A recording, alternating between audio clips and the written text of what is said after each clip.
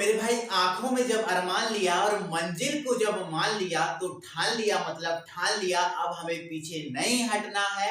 और हम जब तक पीछे नहीं हटेंगे, जब तक हम हमारी मंजिल को हासिल ना कर लेंगे, तो मेरे भाई इसी की ओर हम बढ़ रहे हैं और हम कंटिन्यू आपके साथ मेहनत कर रहे हैं। और आई होप आप भी बहुत मेहनत कर रहे होंगे। तो इसी की सीरीज में दोस्तों आज हम जो है ना रासायनिक बलगतिकी, केमिकल काइनेटिक्स का जो है ना चैप्टर नंबर जो हमारा 3 है, इसका वन शॉट वीडियो लेकर आए। इसमें इसी वीडियो में हम सारा का सारा चैप्टर जो है ना कंप्लीट कर लेंगे, मोस्ट इंपोर्टेंट क्वेश्चन के साथ, एग्जाम की दृष्टि से जो इंपोर्टेंट है उन क्वेश्चंस के साथ। तो मेरे भाई इस टॉपिक का, इस चैप्टर का नाम है बेटा हमारा रासायनिक बलगतिकी, मतलब इसको जिसको इंग्लिश में बोलेंगे केमिकल काइनेटिक्स।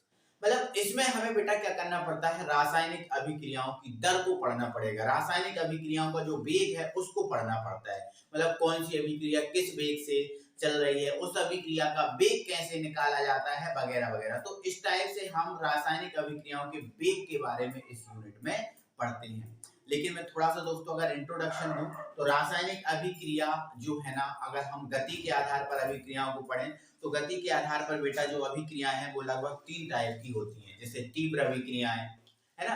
अब तीव्र अभिक्रियाएं ऐसी अभिक्रियाएं होती हैं जो बहुत तीव्र वेग से संपन्न हो जाती है, ठीक है। अगर हम बात करें फिर मंद अभिक्रियाएं, तो मंद अभिक्रियाएं वो अभिक्रियाएं होती है जो बहुत मंद वेग से संपन्न होती है। जैसे लोहे में जंग लगना, अब लोहे में जंग लगना बहुत मंद गति से होती है अभिक्रिया, बहुत जल्दी नहीं होती। अब पता नहीं कब लगेगी जंग, है ना, तो बहुत मंद गति से होती है।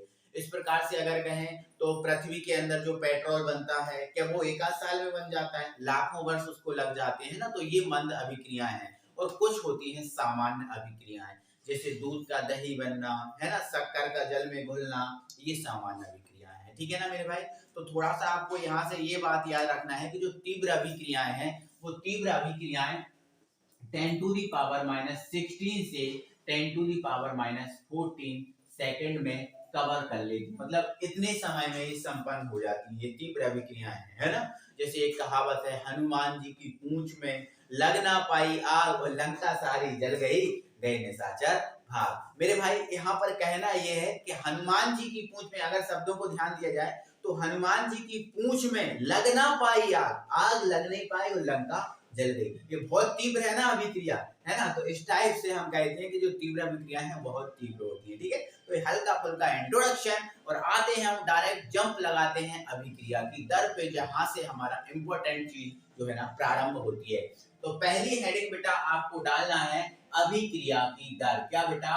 अभिक्रिया की दर, अभिक्रिया की दर, ठीक है बेटा। क्या? अभिक्रिया की दर, अभिक्रिया की दर, या फिर हम बोल सकते हैं वेग। देखो किसी भी अभिक्रिया की दर या वेग तो होता ही है, कोई अभिक्रिया किसी ना किसी वेग से या किसी ना किसी दर से तो चलती है ना। जैसे मैंने आपको अभिक्रियाएं बताया कि अभिक्रियाएं होती मोस्टली कितने टाइप की हैं? तीव्र, 3 टाइप की, तीव्र, मंद और एक सामान्य, है ना। तो इसी टाइप से अभिक्रियाओं का कुछ ना कुछ क्या होता है? वेग होता है। जैसे दूध से दही बन रहा है ना, तो कुछ ना कुछ समय में बनता है, तो जितने समय में बनता है वो उसका वेग होता है, ठीक है। तो अभिक्रिया की दर हमारा पहला क्वेश्चन है इस यूनिट से, ठीक है। तो ये क्या होता है ना। तो अगर मैं बेटा इस पे बात करूं, तो देखो ये अभिक्रिया की दर है ना। कोई भी जो है ना, मोस्टली जो परिभाषाएं हैं वो इकाई समय में निकाली जाती है। कौन समय में निकाली जाती है? इकाई समय में। अब इकाई समय से मतलब है कि एक यूनिट में समय होना चाहिए। जैसे 1 सेकंड हुआ, 1 मिनट हुआ, या 1 घंटा हुआ, ऐसा इकाई में समय होना चाहिए, ठीक है। तो अभिक्रिया को जब निकालने के लिए बेटा इकाई समय का यूज करते हैं, और उसमें क्या देखा जाता है? इकाई, एक लिख दो या फिर ऐसा लिख दो, 1 सेकंड में, 1 सेकंड में, 1 सेकंड में, या फिर इकाई समय अंतराल भी लिख सकते हैं, ठीक है। इकाई समय अंतराल, समय अंतराल, ठीक है। इकाई समय अंतराल, ठीक है। ये ब्रैकेट में लिख दिया, ठीक है। मैं अभिकारक, क्या बेटा? अभिकारक या उत्पाद, अभिकारक या उत्पाद के सांद्रण में, अभिकारक या उत्पाद के सांद्रण में होने वाले परिवर्तन को,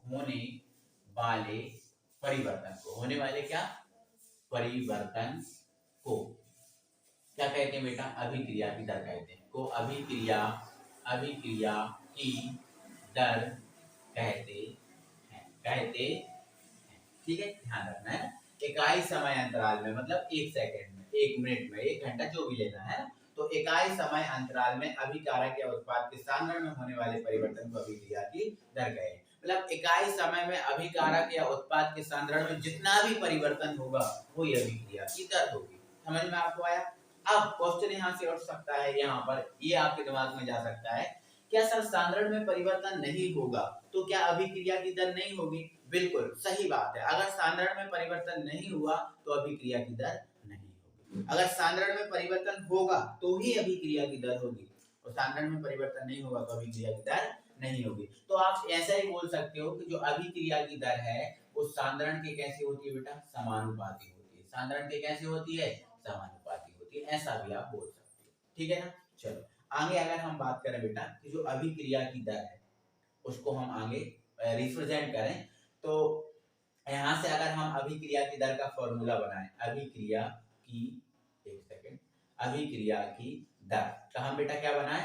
फॉर्मूला बनाएं। तो यहाँ पर हमें लिखना पड़ेगा अभिकारक या उत्पाद के सांद्रण में परिवर्तन, अभिकारक या उत्पाद, अभिकारक या उत्पाद के सांद्रण, अभिकारक या उत्पाद के सांद्रण, ठीक है, में परिवर्तन बटे, ये किसके साथ देख रहे हैं? हम समय के साथ देख रहे हैं, तो बटे में क्या आएगा बेटा? समय अंतराल। बटे में क्या जाएगा? समय अंतराल। ठीक है, तो अभिक्रिया की दर का सूत्र क्या बन जाता है बेटा? अभिकारक या उत्पाद के सांद्रण में परिवर्तन बटे समय अंतराल। ठीक है, अब यहाँ पर देखना, थोड़ा सा ध्यान से समझना। अब देखो ये किस में परिवर्तन है बेटा? सांद्रण में।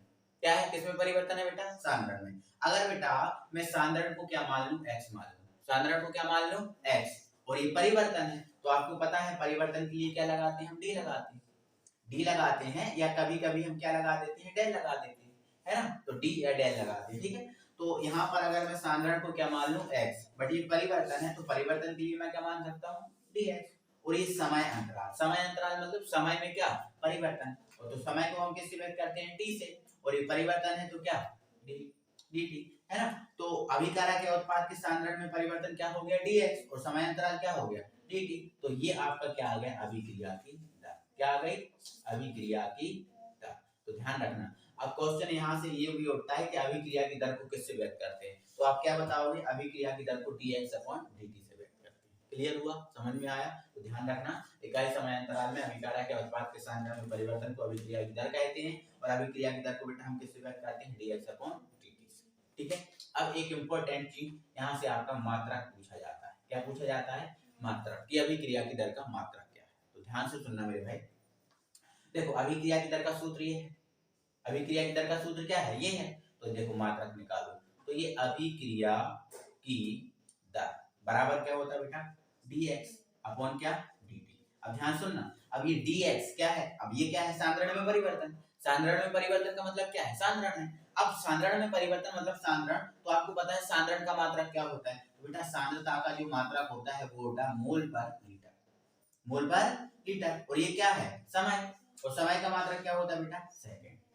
समय का मात्रक क्या होता है बेटा? सेकंड होता है ना? तो देखो लीटर और सेकंड नीचे है और मोल ऊपर है, तो अगर लीटर और सेकंड को हम ऊपर ले जाएंगे तो देखो मोल तो ऊपर पहले से ही है, अब लीटर ऊपर जाएगा तो क्या का बन जाएगा? लीटर इनवर्स बन जाएगा, लीटर इनवर्स। और सेकंड ऊपर जाएगा तो सेकंड भी क्या का बन जाएगा?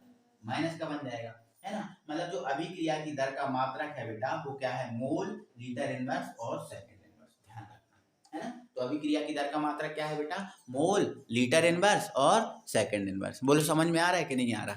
आ रहा है ना? बोला प्यारे भाई, जो अभिक्रिया की दर है इसको हम दो प्रकार से व्यक्त कर सकते हैं। ठीक है, पहला हमारा क्या है? यदि अभिकारक या उत्पाद के सांद्रण में वृद्धि होगी। देखो हमने यहाँ एक शब्द पढ़ा है, अभिकारक या उत्पाद के सांद्रण में होने वाले परिवर्तन। देखो परिवर्तन होगा, जैसे आज सुनो, मेरी हाइट आप देख रहे हो, अगर मैं कल बड़ा हो जाऊं तो परिवर्तन होगा कि नहीं बताओ? होगा ना। और मैं कल में जितना हूं उतने से छोटा हो जाऊं तब भी परिवर्तन होगा। मतलब परिवर्तन वृद्धि और कमी दोनों को कहते हैं। ठीक है ना? परिवर्तन वृद्धि को भी कहते हैं और कमी को भी कहते हैं। तो यहाँ पर बोला है यदि अभिकारक या उत्पाद के सांद्रण में वृद्धि हो जाए, है ना? अगर वृद्धि हो जाए तो जो अभिक्रिया की दर जो dx/dt है इसको हम प्रदर्शित किससे करेंगे, प्लस dx अपॉन dt से, है ना।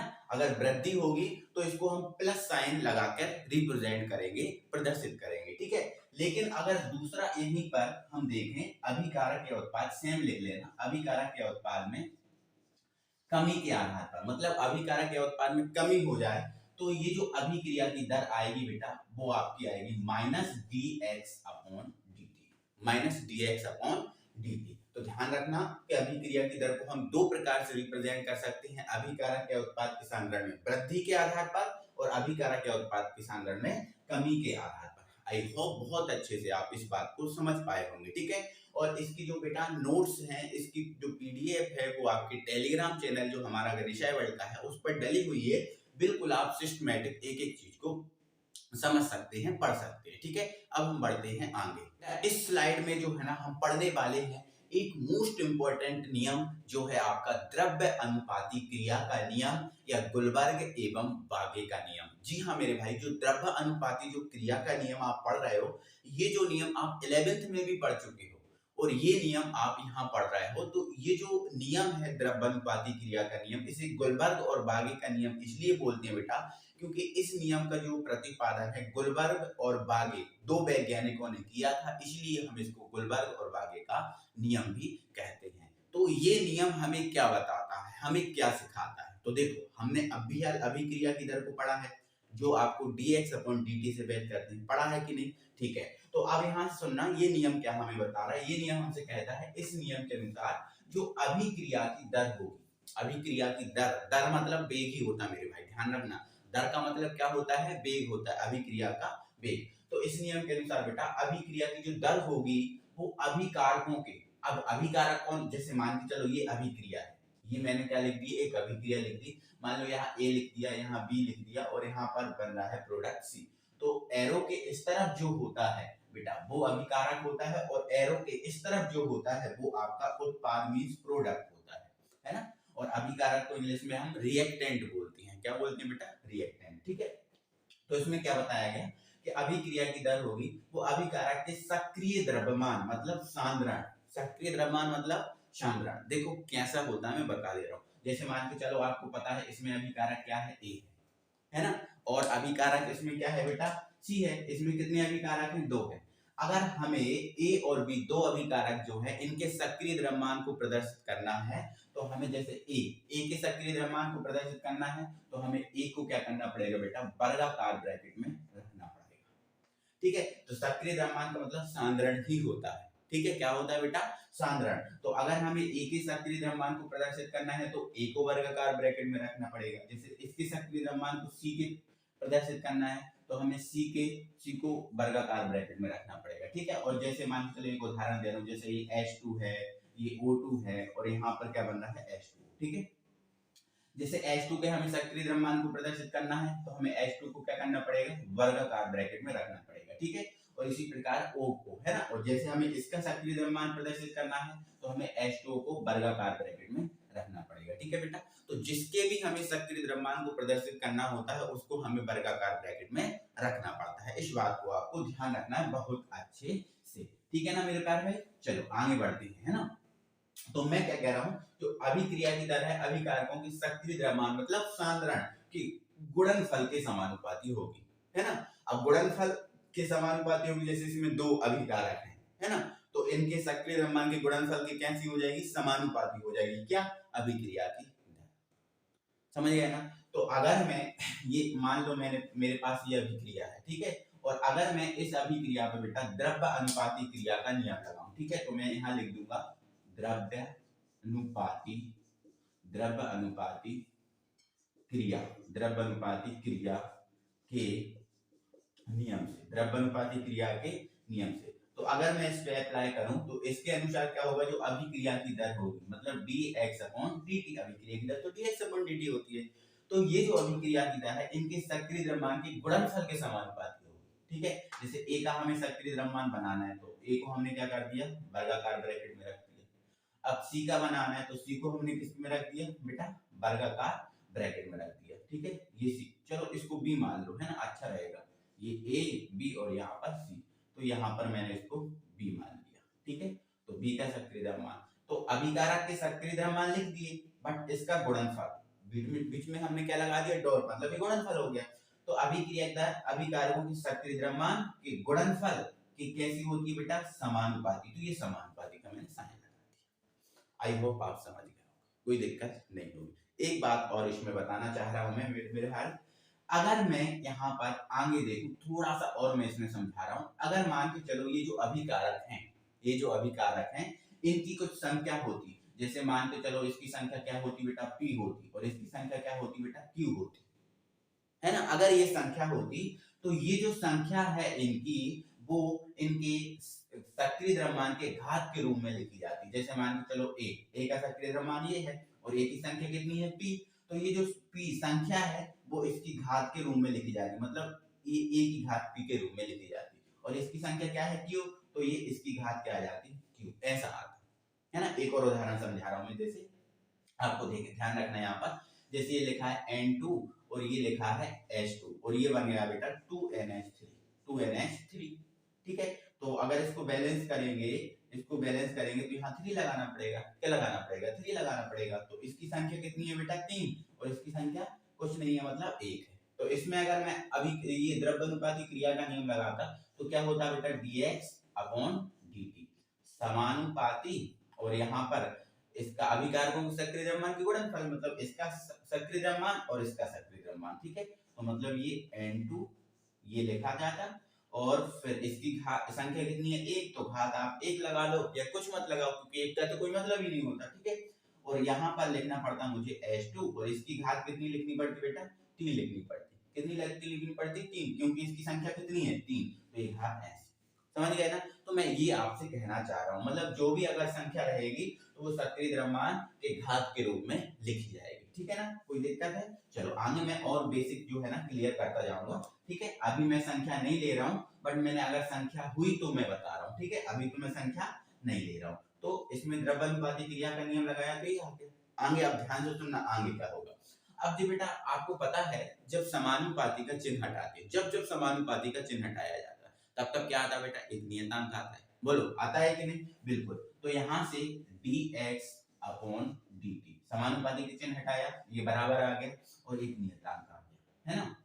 और ये रहा आपका a, और ये रहा आपका b, ये रहा आपका b, कोई दिक्कत है। अब k एक क्या है, नियतांक आया है ना, तो यहाँ हम लिख देंगे, जहां k एक नियतांक है, जहां k एक नियतांक है। अब नियतांक तो है, बट इसे क्या कहते हैं, तो जो k नियतांक है बेटा, इसको हम दर स्थिरांक बोलते हैं या वेग स्थिरांक बोलते हैं, ठीक है। यहाँ k एक नियतांक है जिसे दर स्थिरांक या वेग स्थिरांक,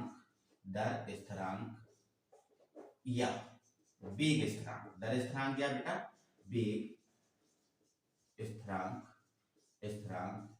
कहते हैं, ये बात को याद रखना, ठीक है। तो ये आपका गुलबर्ग और बागे का नियम हुआ। तो आपसे पूछ लेता है कि किस नियम अनुसार अभिक्रिया की दर अभिकारकों के सांद्रण के समानुपाती होती है, तो आपको आंसर क्या लगाना है, द्रव्य अनुपाती क्रिया का नियम या गुलबर्ग और बागे का नियम। तो ये बात बहुत अच्छे से याद रखना कि जो अभिक्रिया की दर है अभिकारकों के सांद्रण के समानुपाती होती है, इस बात को याद रखना।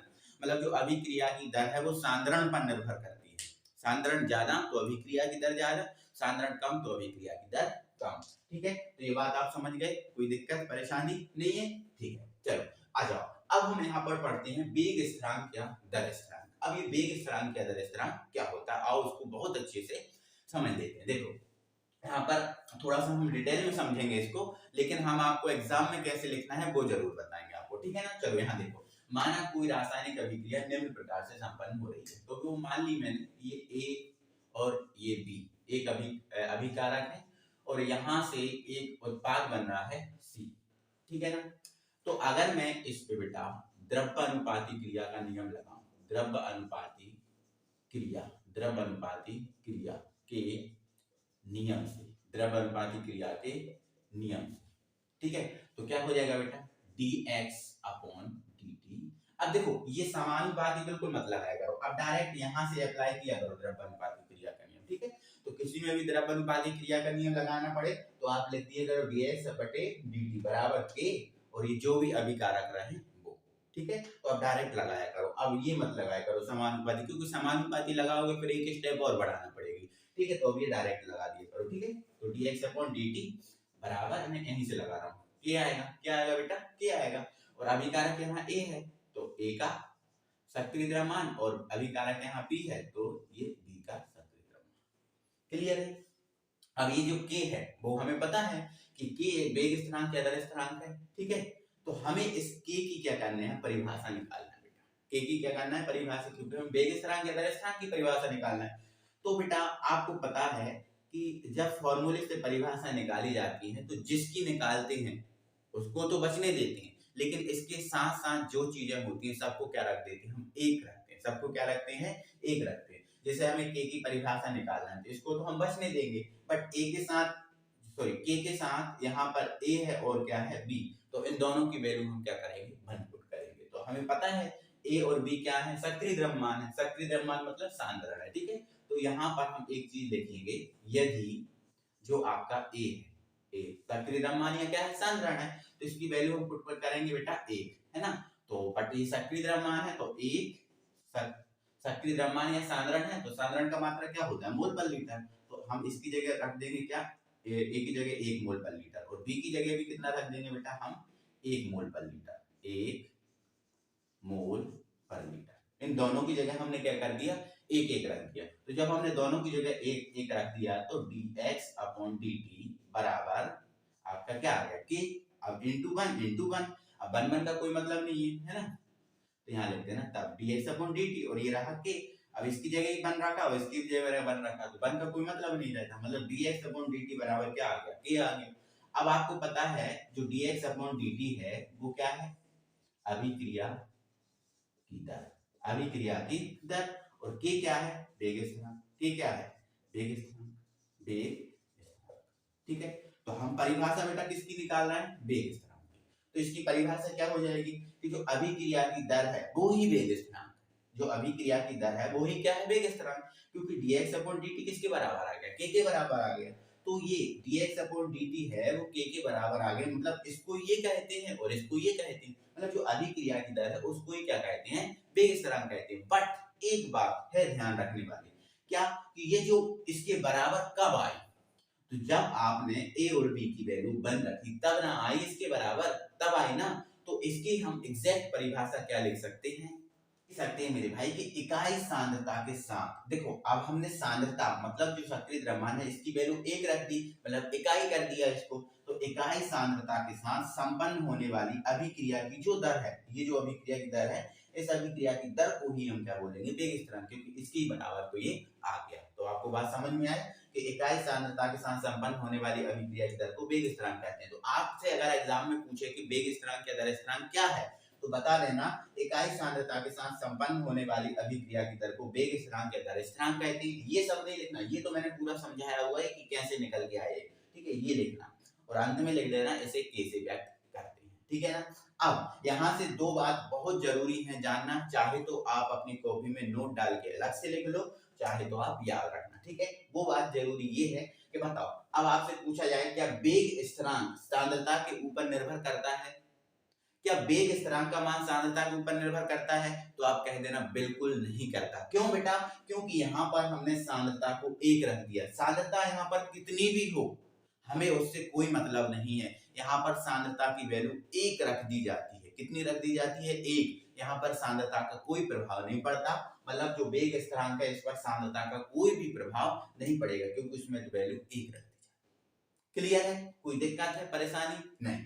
अब यहाँ पर बेटा इसका देखो, जैसे हमने अभिक्रिया की दर का मात्रक निकाला था तो इसका भी मात्रक निकालना चाहिए। बट मेरे भाई इसका जो मात्रक है वो सांद्रण पर निर्भर करता है। अब ये सांद्रण पर कैसे निर्भर करता है मैं इसको थोड़ा सा आगे बढ़ चल के बताऊंगा, ठीक है। क्योंकि यहाँ पर देखो दो अभिकारक हैं, अगर दो अभिकारक हैं तो इसका जो मात्रक है वो अलग निकलेगा, एक है तो कुछ अलग निकलेगा, चार है तो कुछ अलग निकलेगा। मतलब इसका जो मात्रक है वो इसकी सांद्रता पर निर्भर करता है, बट इसका मान नहीं करता सांद्रता पर निर्भर, ध्यान रखना इस बात को।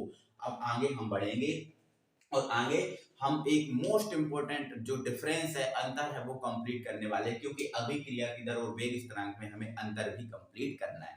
तो आप देखो यहाँ स्लाइड लगी हुई है, इसमें आपको दिख रहा होगा अभिक्रिया की दर और वेग स्थिरांक में अंतर, जो हमने समझाया वो ये।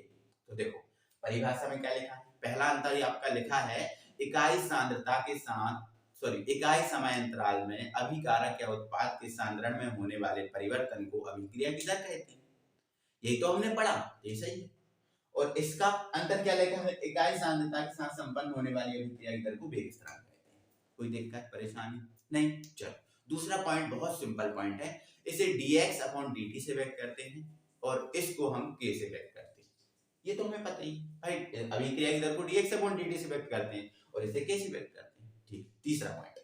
अब तीसरा पॉइंट एक इंपॉर्टेंट पॉइंट है जो आपका ऐसा बन सकता है कि जो अभिक्रिया की दर है वो सांद्रण पर निर्भर करती है, क्योंकि सांद्रण में परिवर्तन होगा तो ही अभिक्रिया की दर आएगी, है ना।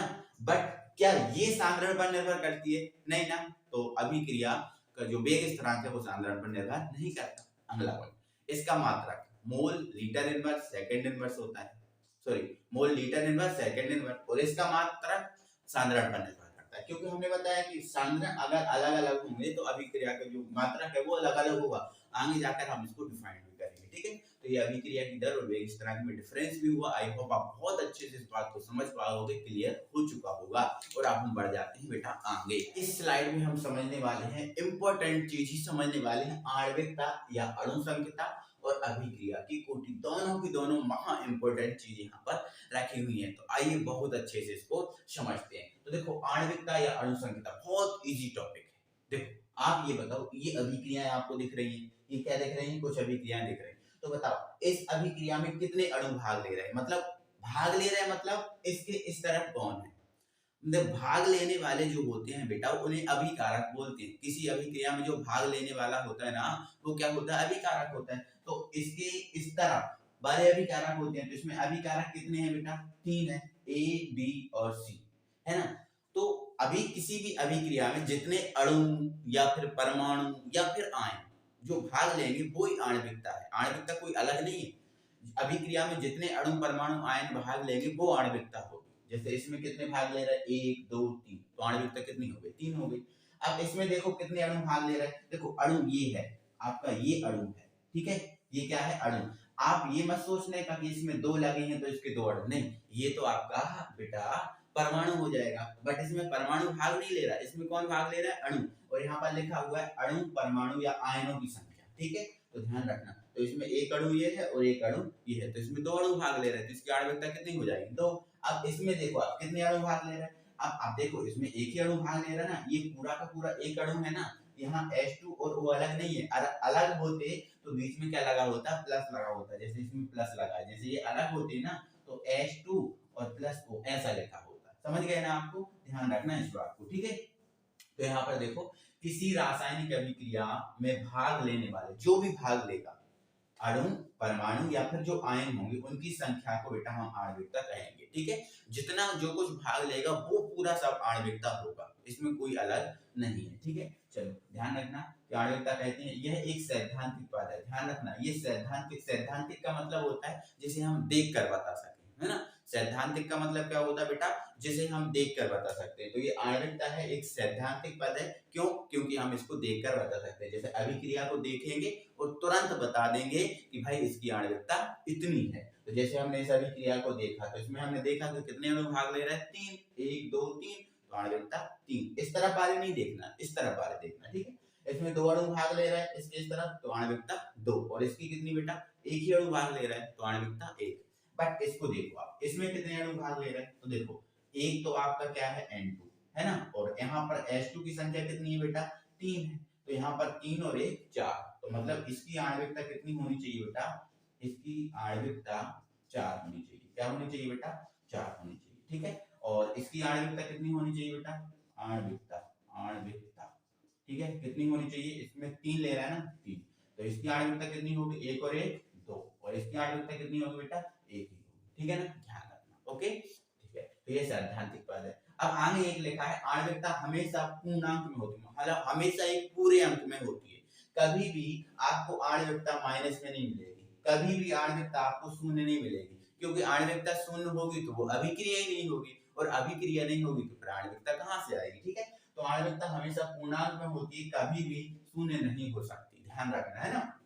कभी ऋणात्मक में नहीं होगी, कोई आधा अंक नहीं होगा देते, है ना, हमेशा पूरा अंक होगा पूर्णांक में, ठीक है, और ये जीरो भी नहीं होगी। तो इन बातों को ध्यान रखना, ठीक है। तो ये हमने समझा दिया और ये इसके एग्जाम्पल लिखे हुए हैं, ठीक है। क्लियर हो चुका है कि किसी अभिक्रिया में जितने अणु परमाणु या आयन भाग लेंगे वो आपकी आणविकता होगी। ये सैद्धांतिक पद है, इसको हम देखकर बता सकते हैं। बट अगर हम कोटि की बात करें बेटा, तो कोटि भी देखो यहाँ लिखा हुआ है, किसी रासायनिक अभिक्रिया में भाग लेने वाले अणु परमाणु या आयनों की संख्या। उन अणु, देखो यहाँ पर एक शब्द अलग से जुड़ा है, उन अणु परमाणु या आयनों की संख्या जिनके सांद्रण में परिवर्तन अभिक्रिया के दौरान होता है, अभिक्रिया की कोटि कहलाती है। मतलब जिनके सांद्रण में परिवर्तन होगा वो अभिक्रिया की कोटि में गिना जाएगा। जिस अणु परमाणु या आयन के सांद्रण में परिवर्तन होगा वो अभिक्रिया की कोटि में गिना जाएगा, लेकिन जिनके सांद्रण में परिवर्तन नहीं होगा तो अभिक्रिया की कोटि में गिना ही नहीं जाएगा। समझ में आपको आ रहा है कि नहीं? बिल्कुल आ रहा होगा, ठीक है, कोई दिक्कत नहीं है, ठीक है। चलो, तो अब ये सांद्रण में परिवर्तन कैसे होता है सर, ये बताओ। देखो सबसे पहले तो मैं यहाँ एक लाइन लिख दे रहा हूँ, यह एक प्रायोगिक पद है, प्रायोगिक पद है, प्रायोगिक पद है, प्रायोगिक पद है। मतलब इसको हम केवल प्रयोग करके ही सीख सकते हैं, बिना प्रयोग किए हुए हम इसको बता नहीं सकते कि इसकी कोटि कितनी है। बट हम आपको बताएंगे हमारे एक्सपेरिमेंट से, ठीक है, जो हमारे एक्सपीरियंस है उसके अकॉर्डिंग आपको ये चीज हम बताएंगे और पूरा का पूरा समझा देंगे। तो आपको थोड़ा सा ध्यान रखना है इतना कि मेरे भाई आपको पता है मठा, मठा आपने देखा है, कड़ी आपने देखी, कड़ी मठा में बेसन डाल के जो कड़ी बनती है वो भी आपने खाई होगी, देखी होगी, ठीक है। तो आपने पता है कि जो मठा होता बेटा वो पतला होता है और जो कड़ी होती है वो गाढ़ी होती है ना। तो मठा से कड़ी जब बनती है तो आपको पता है मठा में हमें बेसन मिलाना पड़ता है। तो सीधी सी बात हमारी ये है कि मेरे भाई जब सांद्रण में परिवर्तन होगा तो अवस्थाएं चेंज होंगी। अवस्थाएं चेंज कैसे होंगी? जैसे कोई गैस है तो वो क्या बन जाए, द्रव बन जाए, वो क्या बन जाए, द्रव बन जाए, मतलब लिक्विड में चेंज हो जाए। या कोई गैस है तो वो लिक्विड में चेंज ना हो तो सॉलिड में चेंज हो जाए, ठीक है। या फिर कोई लिक्विड है तो वो किस में चेंज हो जाए, गैस में चेंज हो जाए, या फिर आपका सॉलिड में चेंज हो जाए, है ना। या सॉलिड है तो वो आपका लिक्विड या फिर जो है ना गैस में चेंज हो जाए, ठीक है। मतलब कहने का मतलब है जब अवस्थाएं परिवर्तित हो जाती हैं तो उसका सांद्रण भी परिवर्तित हो जाता है, क्योंकि सांद्रता का मतलब तो मेरे भाई गाढ़ा पतला होता है ना, और अवस्थाएं गाढ़े पतले से ही निकाली जाती है ना, समझ गए ना। तो बताओ जब मठा से कड़ी बनी तो क्या उसके सांद्रण में परिवर्तन हुआ? तो बिल्कुल हुआ, क्योंकि मठा होता है पतला और कड़ी होती है गाढ़ी, तो सांद्रण में बिल्कुल परिवर्तन हुआ, ठीक है ना, समझ में आपको आ रहा है। तो ध्यान यहाँ से केवल इतना आपको रखना है कि जब सांद्रण में परिवर्तन होगा तो अवस्थाएं परिवर्तित हो जाएंगी। कोई गैस है तो गैस से द्रव में परिवर्तित हो जाएगा या ठोस में परिवर्तित हो जाएगा, ऐसा कुछ, ठीक है। बाकी मैं एग्जाम्पल से आपको समझाऊंगा, इतना बस आपको याद रखना। अब यहाँ से ध्यान रखना, एक मैं उदाहरण ले रहा हूँ। जैसे मेरे भाई यहाँ पर मैंने N2 ले लिया और यहाँ पर मैंने क्या ले लिया, H2, और यहाँ पर बन गया बेटा 2NH3, ठीक है। अब थोड़ा सा याद रखना पड़ेगा, थोड़ा सा आपको अवस्थाओं को ध्यान रखना पड़ेगा। जैसे आपको पता है N2, आपको पता है N2 मतलब नाइट्रोजन, गैस अवस्था में होती है। यहाँ पर H2, ये भी कौन सी अवस्था में होती है, गैस अवस्था में, ठीक है। और यहाँ पर NH3 मतलब अमोनिया, ये भी यहाँ पर कौन सी अवस्था में बनी, गैस अवस्था। तो बताओ यहाँ से यहाँ जाने पर क्या सांद्रण में परिवर्तन हो रहा है? तो आप बोल दोगे सर बिल्कुल नहीं हो रहा, क्यों? क्योंकि सर ये भी गैस है, ये भी गैस है और ये भी गैस है, मतलब सांद्रण में कोई परिवर्तन नहीं हो रहा। और मैंने अभी क्या बताया था, अगर सांद्रण में परिवर्तन होगा तो बेटा अवस्थाएं चेंज होंगी, अवस्थाएं परिवर्तित होंगी।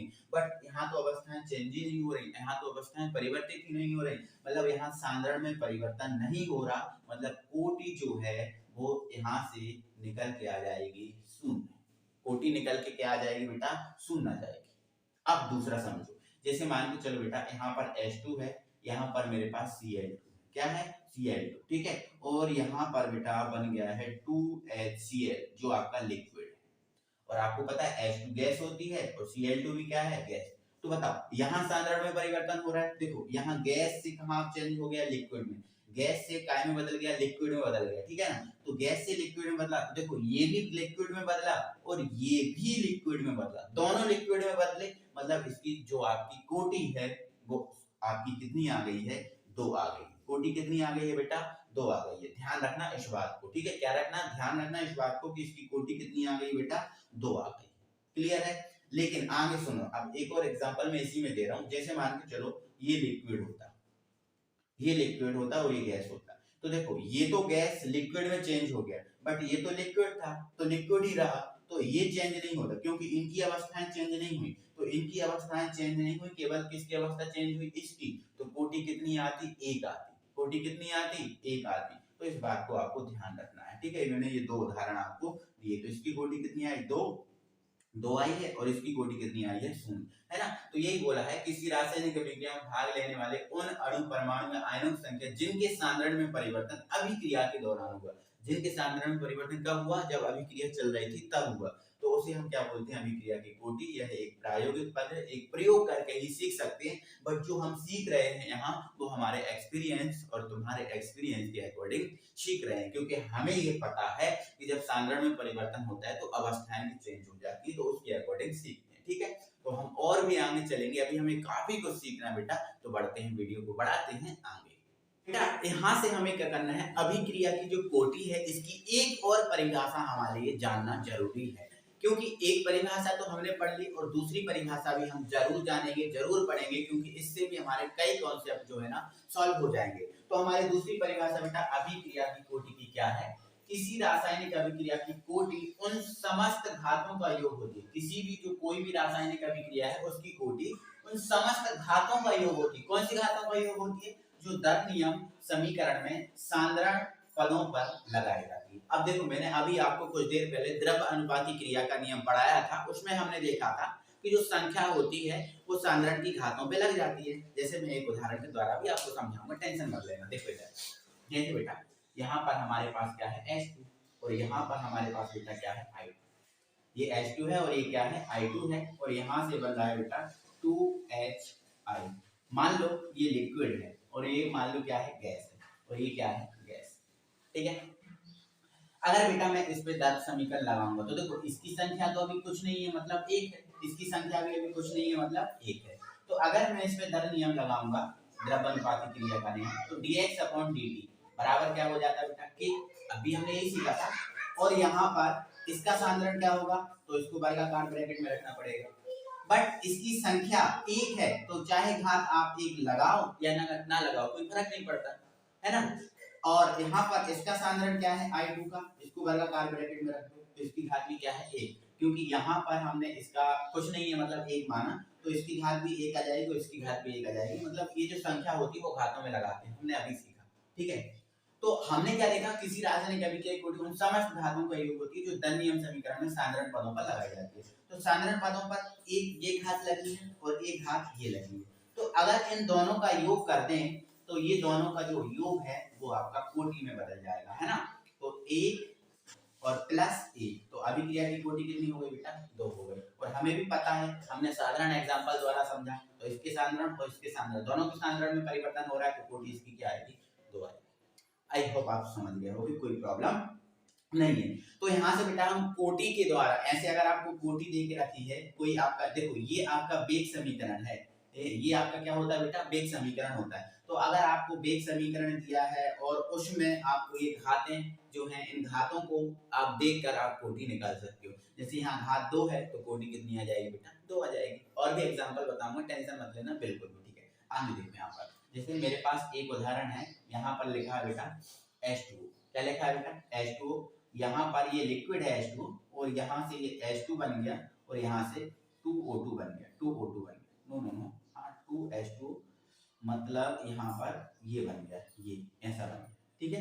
तो अगर बेटा मैं इसमें दर नियम लगाऊंगा तो आपको पता है कि ये जो दर नियम है इस पे लगेगा, तो क्या बन जाएगा, dx/dt बराबर क्या होता है बेटा, कि अब अभिकारक क्या है ये, तो इसका सांद्रण लेना पड़ेगा, तो H2 का सांद्रण लिया, H2 को वर्गाकार ब्रैकेट में रख दिया, बट H2 की संख्या कितनी है, 2, तो घात कितनी लग जाएगी, 2। तो अब घात 2 लग गई है तो कोटि कितनी आ जाएगी, 2 आ जाएगी। जितनी घात होगी उतनी कोटि आएगी, तो यहाँ पर कोटि कितनी आ जाएगी बेटा, 2 आ जाएगी। कोटि कितनी आ जाएगी, 2, क्योंकि घात कितनी है, 2। और अगर घात 3 मिलती तो कोटि 3 होती, 4 मिलती तो कोटि 4 होती, है ना। और अगर हमें एक भी घात नहीं मिलती, मतलब यहाँ पर भी शून्य मिलता है, यहाँ पर भी शून्य मिलता है, तो कोटि क्या आ जाती, शून्य आता है। तो आपको आपको समझाएंगे, टेंशन मत लेना, और भी समझाएंगे, बहुत एग्जाम्पल है हमारे पास, ठीक है। तो ध्यान रखना, अभिक्रिया की कोटि उन घातों का योग होती है जो साधारण पदों पर लगाई जाती है। एक ये भी हमारा पॉइंट बन जाता है। आई होप आप समझ गए होंगे, कोई दिक्कत परेशानी नहीं होगी। तो ये अभिक्रिया की कोटि को हमने इतना तो अभी तक समझ लिया है, ठीक है। तो अभी हमने जो आणविकता और अणुसंख्यता पढ़ी है और जो कोटि पढ़ी है, इनमें पहले तो डिफरेंस कर लेंगे, जो मोस्ट आईएमपी क्वेश्चन है आपका, है ना, मोस्ट आईएमपी, महा आईएमपी क्वेश्चन हम इसको बोल सकते हैं, ठीक है। पहले हम डिफरेंस करेंगे, फिर जो अभिक्रिया की कोटि है इनके विभिन्न टाइप पढ़ेंगे, क्योंकि विभिन्न टाइप जो है उनसे क्वेश्चन कैसे पूछा जाता है वो भी आपको हम बताएंगे, ठीक है।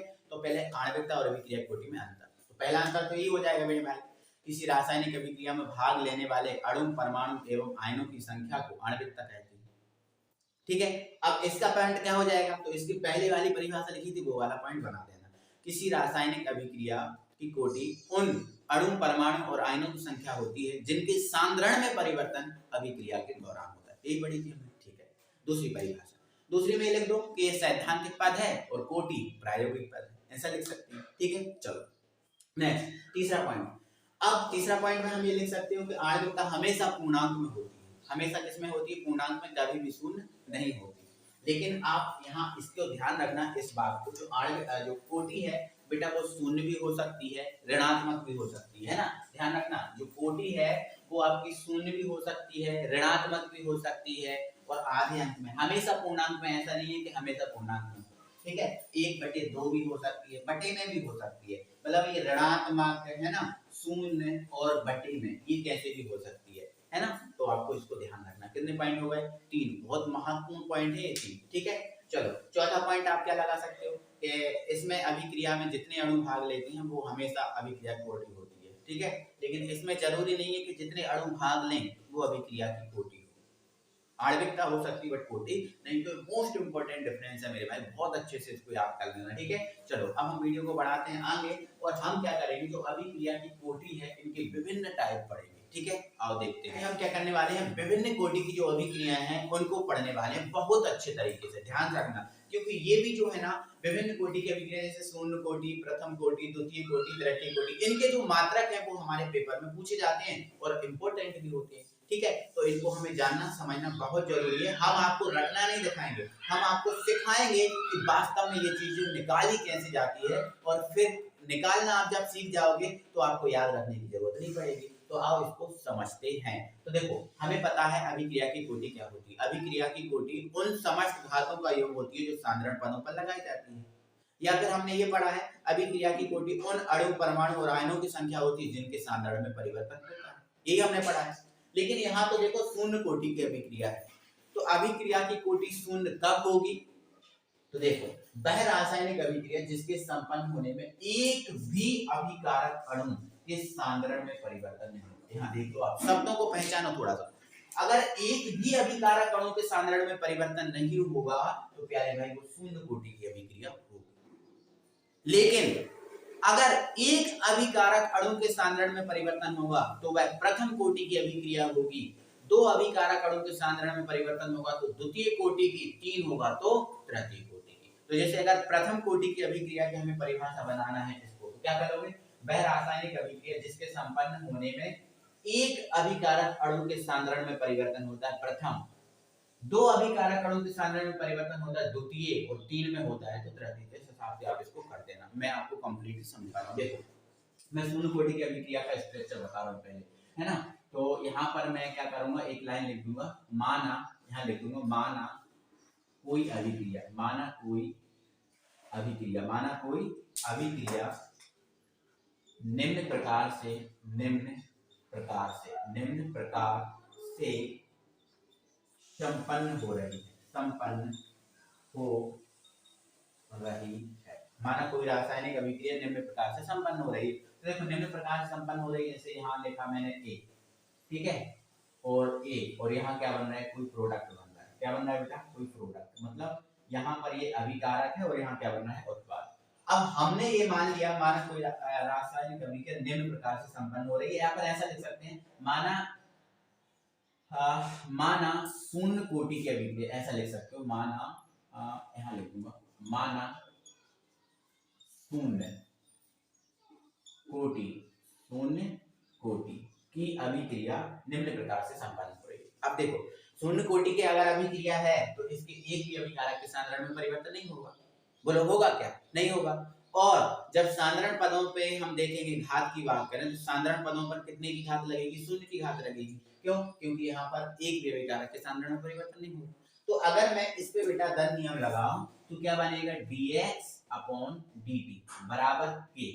यहाँ ये तो लिखा जाएगा लेकिन a की घात आपको कितनी रखनी पड़ेगी? 0। क्यों? क्योंकि आप शून्य कोटि का देख रहे हैं और शून्य कोटि में एक भी सांद्रण में परिवर्तन नहीं होता, एक भी अभिकारक के सांद्रण में परिवर्तन नहीं होता, तो इसकी घात आपको 0 रखनी पड़ेगी। अगर आप सोचोगे सर यहाँ कुछ नहीं है, अगर हम एक मान लें तो ये तो भाई एक अभिकारक के सांद्रण में परिवर्तन दिखाएगी, तो कोटि तो एक मानी जाएगी, नहीं ना? तो शून्य है तो इसलिए घात क्या लगाना बेटा? आप शून्य लगाना। क्या लगाना? शून्य। अगर एक होती, प्रथम कोटि की होती तो घात 1 लगाते, द्वितीय कोटि की होती तो घात 2 लगाते और तृतीय कोटि की होती तो घात 3 लगाते। ठीक है, तो आप ध्यान रखना ये जो है आपकी शून्य कोटि की अभिक्रिया के लिए दर समीकरण भी है। क्या है बेटा? दर समीकरण भी है। तो अगर आपसे बोला जाए कि शून्य कोटि की अभिक्रिया के लिए दर समीकरण बनाओ तो आप dx अपॉन dt के और एक की घात 0 कर देना। प्रथम के लिए बोलता तो 1 लगा देते, ठीक है, ऐसे करके बढ़ाते जाते। ठीक है, दर समीकरण या इसको वेग समीकरण भी बोल सकते हैं, दर समीकरण या वेग समीकरण इसको बोल सकते हैं। क्लियर है? कोई दिक्कत परेशानी नहीं है? चलो आगे देखो। हमें बेटा ये यहाँ तक कंप्लीट हो गया, हमें इसका मात्रक निकालना है। क्या निकालना है? इसका मात्रक। तो आओ इसका मात्रक हम आपको निकाल कर बता देते हैं। ठीक है, तो देखो मात्रक निकालने के लिए सूत्र की जरूरत पड़ती है, अक्सर आपने देखा होगा। तो ये आपका सूत्र क्या हो जाएगा? dx अपॉन dt बराबर k और a की घात क्या बेटा? 0। सॉरी a की घात क्या बेटा? 0। हमें निकालना बेटा, निकालना किसका मात्रक होता है ये भी आप रखना। जैसे आपसे बोला कि शून्य कोटि की अभिक्रिया के लिए मात्रक निकालो, तो किसका मात्रक निकालो? तो बेटा मात्रक हम निकालते हैं k का, और k क्या है बेटा? वेग स्थिरांक। क्या है बेटा? वेग स्थिरांक या फिर आपका दर स्थिरांक। वेग स्थिरांक क्या बोल सकते हैं? क्या? दर स्थिरांक। तो आपसे वेग स्थिरांक या दर स्थिरांक का मात्रक पूछता है, ठीक है ना? ध्यान रखना इस बात को, है ना? तो अगर हम k का मात्रक निकालें शून्य कोटि के लिए तो देखो आपको पता है dx क्या है? सांद्रता, जिसका मात्रक क्या होता है? मोल पर लीटर। तो dt क्या है? समय, इसका मात्रक क्या होता है बेटा? सेकंड। ठीक है, अब यहाँ देखना k का मात्रक तो निकालना है और आपको पता है किसी की भी घात 0 हो तो उसका मान कितना होता है? 1। तो इसका तो मात्रक रखा है, ये होती है बेटा सांद्रता, बट इसकी घात 0 होने के कारण इसका मान क्या हो गया? 1 हो गया, इसलिए इसका कोई मात्रक हमने नहीं रखा। तो यहाँ से 1 का कोई मतलब नहीं रहता, है ना? तो इन सबको ऊपर ले जाओ। तो देखो मोल तो ऊपर है, अब लीटर ऊपर जाएगा तो लीटर इनवर्स, और सेकंड ऊपर जाएगा तो सेकंड इनवर्स। तो ये क्या आ गया? k का मात्रक आ गया। मतलब इस शून्य कोटि की अभिक्रिया के लिए जो वेग स्थिरांक है या दर स्थिरांक है उसका मात्रक ये आ गया। आई होप आप समझ गए होगे, दिक्कत परेशानी नहीं होगी। तो ये मात्रक आपके लिए मोस्ट इंपोर्टेंट है, मोस्ट आईएमपी है ये मात्रक, ध्यान रखना मोस्ट आईएमपी। इस शून्य कोटि की अभिक्रिया के लिए k का मात्रक है प्यारे भाई। ठीक है, इतना क्लियर हो गया? समझ में आ गया? दिक्कत परेशानी नहीं?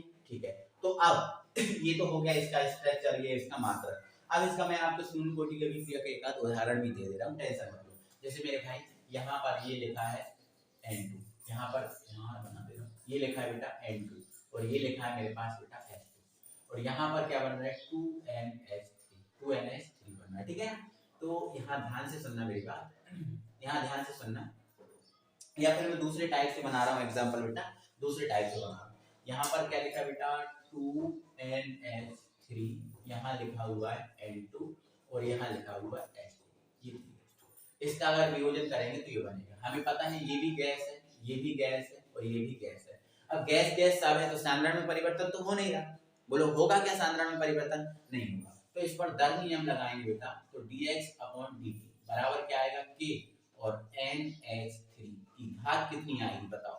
अब देखो घात, अब तुम बोलोगे कि सर अभी तो आपने बताया था जो संख्या होती है वो घात में लिखी जाती है, तो यहाँ संख्या तो 2 है, क्या घात 2 लिखी जाएगी? नहीं बेटा, संख्या तब लिखी जाएगी जब सांद्रण में परिवर्तन होगा। तो यहाँ सांद्रण में परिवर्तन नहीं हो रहा, मतलब घात क्या रखी जाएगी? 0।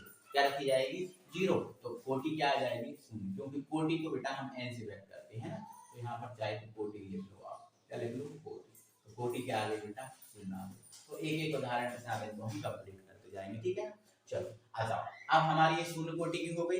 अब हम इसी को हम क्या बना देंगे, प्रथम कोटि की बना देंगे। ठीक है, तो ये कंप्लीट समझ लिया आपने, इसी को हम प्रथम बना रहे हैं। अब ध्यान रखना थोड़ा सा, है ना। तो यहाँ पर केवल हम क्या करेंगे, यहाँ शून्य लिखा है, इसकी जगह हम क्या लिख देंगे, प्रथम। तो प्रथम कोटि की अभिक्रिया, परिभाषा क्या बोलेगी, वह रासायनिक अभिक्रिया जिसके संपन्न होने में एक, यहाँ भी काट दिया गया, एक अभिकारक अणु के साधारण में परिवर्तन होता है। ठीक है, कौन सी कोटि की अभिक्रिया कहलाएगी बेटा, प्रथम कोटि की अभिक्रिया कहलाएगी। क्लियर है, तो यहाँ पर लिख दो, माना प्रथम कोटि की अभिक्रिया निम्न प्रकार से संपन्न हो रही है। तो मान लेते हैं ये अभिकारक और ये क्या है, उत्पाद। अब देखो हमने इसको क्या माना बेटा, एक सेकंड रुकना, हाँ हमने बेटा इसको क्या माना है, एक मिनट मेरे भाई प्यारे भाई, ठीक है चलो एक मिनट इसको मिटा देते हैं, पहले फिर से बताएंगे अच्छे से करके, है ना। देखो मान लेते हैं कौन सी कोटि की अभिक्रिया बेटा, प्रथम कोटि की अभिक्रिया। अब प्रथम कोटि की अभिक्रिया है तो इसके साधारण में परिवर्तन हो रहा होगा, और एक अभिकारक है तो एक के साधारण में परिवर्तन होगा। तो इसमें दर नियम लगाएंगे तो dx अपॉन dt बराबर k, और a की घात कितनी आएगी बेटा, एक आएगी, क्योंकि हमने देखा ये प्रथम कोटि की मानी है तो इसके साधारण में परिवर्तन हो रहा होगा, तो घात कितनी मान लेंगे, एक मान लेंगे। क्लियर, ठीक है। तो ये इसका क्या आ गया बेटा, दर समीकरण या वेग समीकरण। अब हमें क्या निकालना है, इसका मात्रक निकालना है। तो मात्रक के लिए हमें किसकी जरूरत पड़ेगी, सूत्र। तो सूत्र क्या है बेटा, dx अपॉन dt बराबर k। अब ये dx अपॉन dt बराबर k, और a की घात क्या है बेटा, 1। a की घात 1 मतलब a है, कोई दिक्कत नहीं है, 1 लगाओ या ना लगाओ मतलब क्या होता है। ठीक है, तो ये क्या है बेटा, इसका मात्रक क्या है, dx साधारण है ना, और साधारण का मात्रक हम पहले ही बता चुके क्या है, मोल पर लीटर। dt का क्या है बेटा, सेकंड, और ये k का तो हमें निकालना है, क्योंकि प्रत्येक अभिक्रिया में हम वेग स्थिरांक k का ही मात्रक निकालेंगे। a का मात्रक क्या होगा, a। अब देखो, अब ये आपको जो वर्गाकार ब्रैकेट में रखा होता है वो भी तो साधारण होता है, वो भी तो सांद्रता होता है, तो ये भी साधारण या सांद्रता है, तो इसका मात्रक भी क्या लिखा जाएगा बेटा, मोल पर लीटर। तो 1 मोल पर लीटर से 1 मोल पर लीटर कैंसिल हो गया।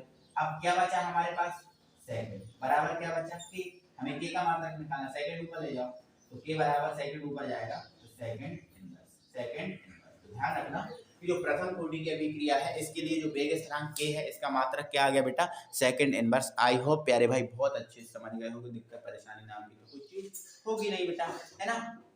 आगे बढ़ाएं, क्लियर करें वीडियो को। आगे हमें इसका उदाहरण और अभी देखना है, तो इसका उदाहरण हम लिखेंगे, एग्जांपल अभी हम लिखते रहे। जैसे मेरे पास मेरे भाई ये H2O2 है। H2O2 क्या होता है बेटा, हाइड्रोजन पेरोक्साइड। जो कान में देखो, अगर कान किसी का पक जाता है या खराब हो जाता है तो कान में डॉक्टर एक दवा डालता है, तो वो जो दवा क्या है, वो हाइड्रोजन पेरोक्साइड ही है, H2O2 ही है। ठीक है ना, ध्यान रखना। तो ये बेटा क्या है, हाइड्रोजन पेरोक्साइड है। अब इस हाइड्रोजन, एक सेकंड, हाइड्रोजन पेरोक्साइड है, ठीक है, ये आपका लिक्विड होता है। क्या होता है, लिक्विड होता है। अगर इस हाइड्रोजन पेरोक्साइड को हम हल्का से क्या कर दें, गर्म कर दें, ठीक है ना बेटा, तो ये किस में टूटता है, H2O में और O2 में। H2O में और किस में टूट जाता है बेटा, O2 में टूट जाता है। तो यहाँ ये भी लिक्विड है, बट ये क्या है, गैस। तो ये लिक्विड से लिक्विड ही, बट ये गैस में परिवर्तित होगा, मतलब यहाँ पर कहीं ना कहीं इसके साधारण में परिवर्तन हो रहा है, क्योंकि तभी तो ये गैस में हुआ परिवर्तित, है ना। साधारण में परिवर्तन तब नहीं माना जाता जब ये भी काय का होता है, गैस का, बट ये गैस का नहीं है, सॉरी ये भी काय का होता है बेटा, लिक्विड होता है, तब साधारण में परिवर्तन नहीं होता, है ना। बट ये क्या है, गैस है, तो कहीं ना कहीं साधारण में परिवर्तन हो रहा है ना। तो इस पे हम दर नियम लगाएंगे तो बेटा हो जाएगा dx अपॉन dt बराबर k। अब यहाँ इसका अभिकारक का साधारण का गुणनफल, तो ये साधारण, ठीक है, और इसकी घात कितनी आ जाएगी बेटा, कुछ नहीं है तो 1 है, तो यहाँ पर 1 आ जाएगी, क्योंकि साधारण में परिवर्तन यहाँ हो रहा है। तो यहाँ पर अगर हम देखें कोटि, तो कोटि कितनी आ जाएगी बेटा, 1 आ जाएगी। क्लियर, समझ आया आपको, दिक्कत परेशानी तो नहीं है, ठीक है। चलो ऐसे करके आपको इनको थोड़ा सा रेडी रखना। थोड़ा सा ये टॉपिक ऐसा लग सकता है कि यार सर ये क्या है, बट आपको याद रखना है। तो इसमें आपको मोस्टली याद क्या रखना है बेटा, मात्रक याद रखना, और ज्यादा चीजें याद नहीं रखना है, ठीक है। चलो आ जाते हैं हम, इसी में हम द्वितीय कोटि की बनाते हैं। कितने बनाते हैं बेटा, द्वितीय कोटि की हम बना लेते हैं। तो आओ देखो, तो यहाँ पर हमने लिख दिया है द्वितीय, क्या लिख दिया है, द्वितीय कोटि की अभिक्रिया। तो क्या लिखना पड़ेगा, वह रासायनिक अभिक्रिया जिसके संपन्न होने में 2 अभिकारक अणु, 2 साधारण में परिवर्तन होता है, साधारण में परिवर्तन होता है, द्वितीय कोटि की अभिक्रिया कहलाती है, द्वितीय कोटि की अभिक्रिया कहलाती है, ठीक है। तो यहाँ क्या लिख दोगे, माना द्वितीय कोटि की अभिक्रिया निम्न है। अब द्वितीय कोटि की अभिक्रिया निम्न है, तो चाहे तो आप यहाँ 2 लिखकर A लिख देना, और चाहे आप क्या कर देना, A और B 2 कर देना, ठीक है। तो अगर बेटा हम इस पे दर नियम लगाएंगे तो अब दो कोटि की है, द्वितीय कोटि की है, तो दो अभिकारक के साधारण में परिवर्तन होगा, मतलब इसके भी हो रहा होगा और इसके भी हो रहा होगा। तो इसकी घात a और यहाँ b लिख के b की घात क्या कर देना, 1 कर देना। समझ में आ गया? ये द्वितीय कोटि की है, मतलब ये द्वितीय कोटि की है, n आ गया 2 आ गया। तो ये द्वितीय कोटि की अभिक्रिया के लिए समीकरण हो गया। ठीक है। अब हमें क्या निकालना है बेटा, मात्रक निकालना है। तो आप उसका मात्रक भी निकाल लेंगे, बहुत दिक्कत नहीं है, आप परेशानी नहीं है, सब सीख जाओगे आप। ठीक है। तो ये dx अपॉन dt, चाहे तो आप डायरेक्ट निकाल सकते हो ना, क्योंकि मात्रक निकालना सूत्र की जरूरत पड़ेगी। तो इसका मात्रक क्या हो गया बेटा, मोल पर लीटर, और इसका मात्रक क्या है बेटा, सेकंड। क्या है, सेकंड।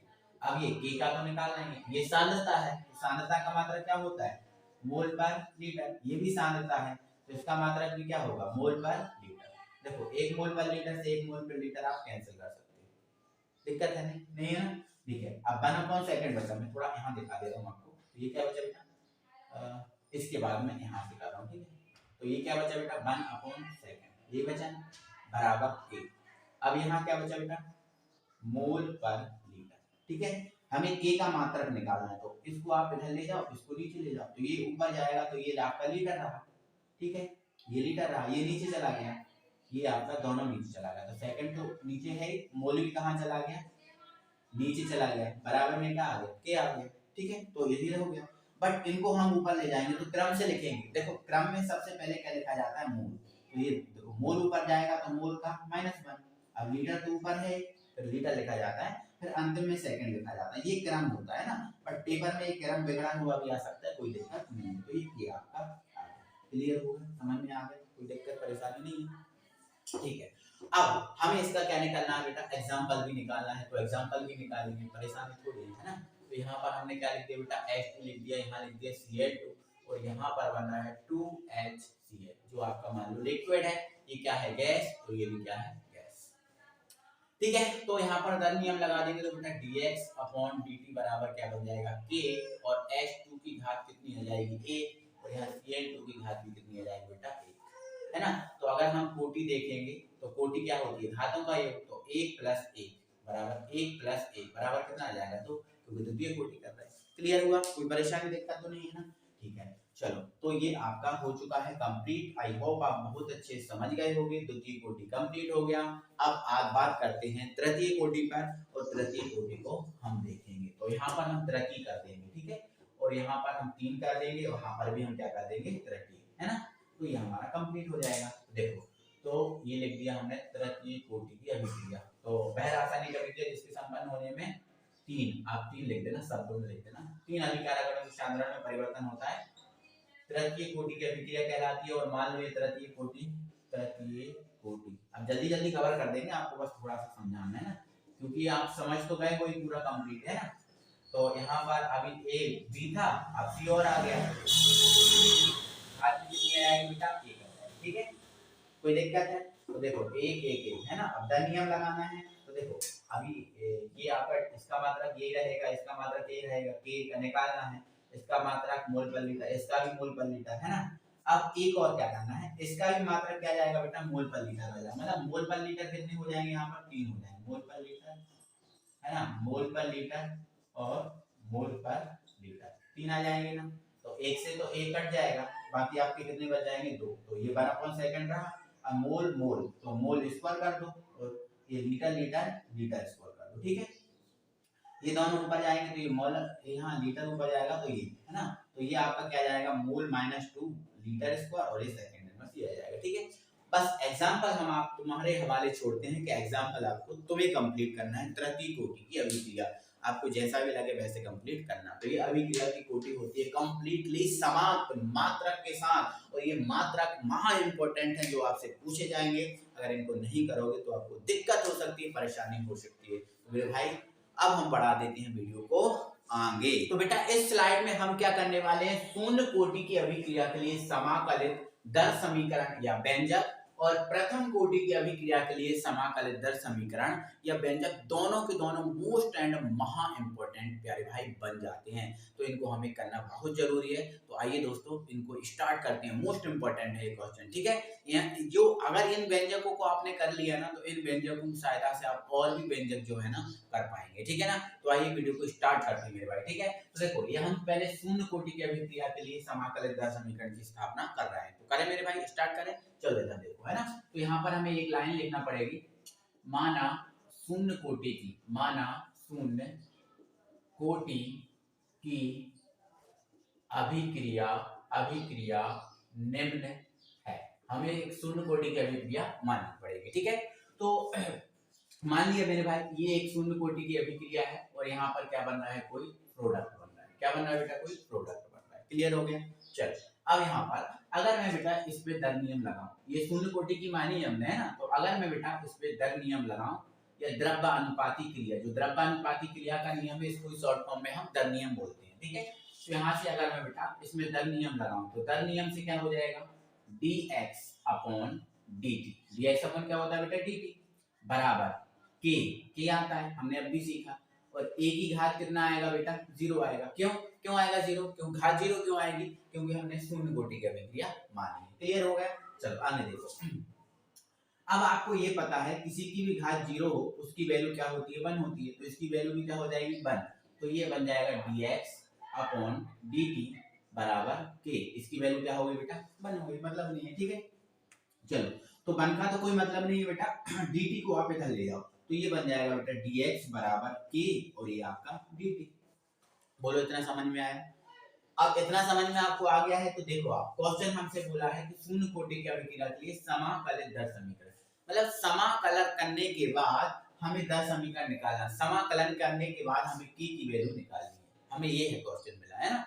शून्य कोटि की अभिक्रिया लेना है, अंत में उसका समाकलन करना और समाकलन करने के बाद हमें एक जो दर समीकरण है उसकी स्थापना करनी है।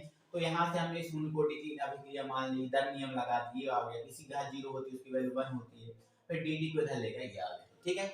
इसके बाद बेटा हम क्या करेंगे, ये जो आपका समीकरण मिला है इसका समाकलन करेंगे। तो यहाँ लिख देंगे हम समाकलन समाकलन करने पर, समाकलन करने पर इसका हम समाकलन करेंगे। तो आपको पता ही है जब समाकलन किया जाता है तो आपको पता है समाकलन का ये वाला चिन्ह होता है, ये चिन्ह लगाया जाएगा, ठीक है। तो यहाँ पर भी लगाया जाएगा, तो ये वाला चिन्ह और ये k और आपका dt। कोई दिक्कत है, समाकलन करेंगे तो समाकलन का चिन्ह लगाएंगे। अब यहाँ देखो, यहाँ जो dx है मतलब समाकलन किसके सापेक्ष हो रहा है, x के सापेक्ष। यहाँ क्या है dt, मतलब समाकलन किसके सापेक्ष हो रहा है, t के सापेक्ष। तो यहाँ पर देखो भाई, यहाँ फार्मूला बता रहा हूँ, अगर समाकलन dx का करें, अगर x के सापेक्ष समाकलन होता है तो वो x होता है, और अगर ये y के सापेक्ष समाकलन हो तो ये y हो जाएगा। और अगर यहाँ पर t है और t के सापेक्ष समाकलन करें तो यहाँ पर क्या हो जाएगा बेटा, t हो जाएगा। ये समाकलन का एक फॉर्मूला है, ठीक है। तो हम बेटा x और t के सापेक्ष कर रहे हैं तो एक फॉर्मूला हम लगा देंगे, एक बेसिक मान ले रहे हैं। अगर dx का समाकलन करें तो x होता है, तो इसी प्रकार यहाँ dx का करेंगे तो क्या हो जाएगा, x हो जाएगा। क्या हो जाएगा बेटा, x बराबर, यहाँ पर देखो k तो कांस्टेंट है और कांस्टेंट का कभी भी समाकलन नहीं होता, तो ये कांस्टेंट हो जाएगा बाहर। समाकलन किसका होगा बेटा, dt का। तो dt का देखो k तो बाहर हो गया, समाकलन किसका होगा, dt का। तो dt का क्या हो जाएगा बेटा, t हो जाएगा। जैसे dx का x हो गया तो dt का क्या हो गया, t हो गया। ये तो बाहर हो गया था, ठीक है।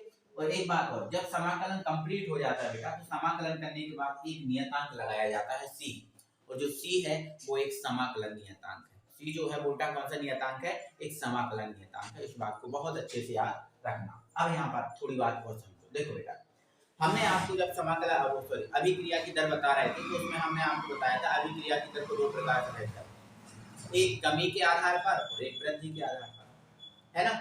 तो अभी हमने यहाँ पर प्लस माइनस कुछ भी नहीं लगाया, मतलब ना तो ये कमी के आधार पर है ना तो ये वृद्धि के आधार पर, ठीक है। तो कोई दिक्कत नहीं, आप डायरेक्ट भी कर सकते हो। और यदि आप कमी के हिसाब से करना चाहो तो यहाँ पर आपको क्या लगाना पड़ेगा, माइनस। यहाँ पर भी क्या लगाना पड़ेगा, माइनस। यहाँ पर भी क्या लगाना पड़ेगा, माइनस। तो ये भी क्या का हो जाएगा, माइनस का। आई होप आप समझ गए होंगे, दिक्कत नहीं होगी, ठीक है।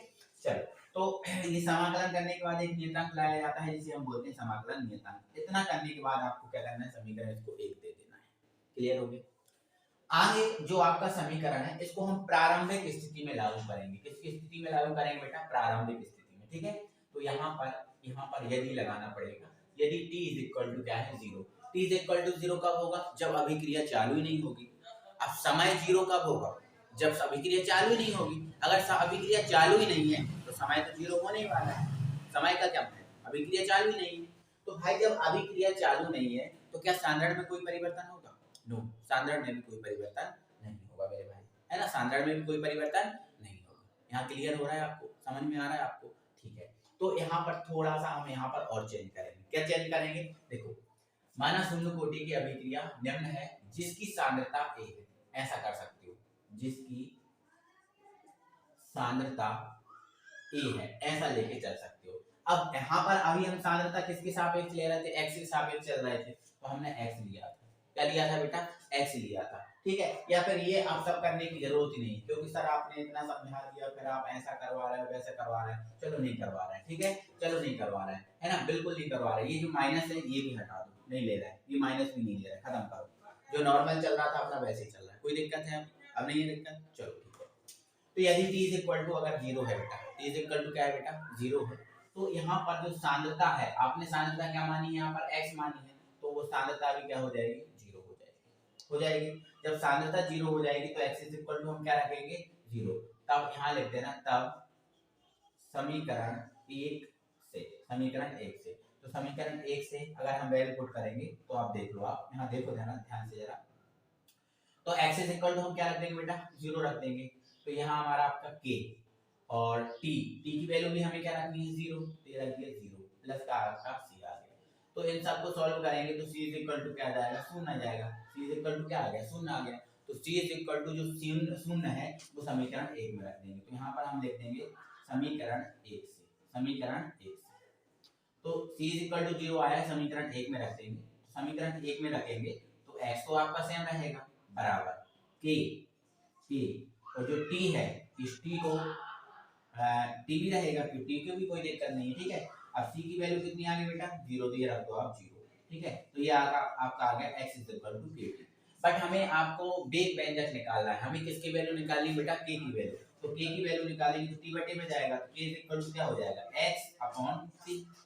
k इज इक्वल टू क्या होगा? x upon t। अब x क्या है? तो x है सांद्रता। क्या है बेटा यार? x क्या है? सांद्रता। ठीक है, ध्यान रखना, x क्या है बेटा?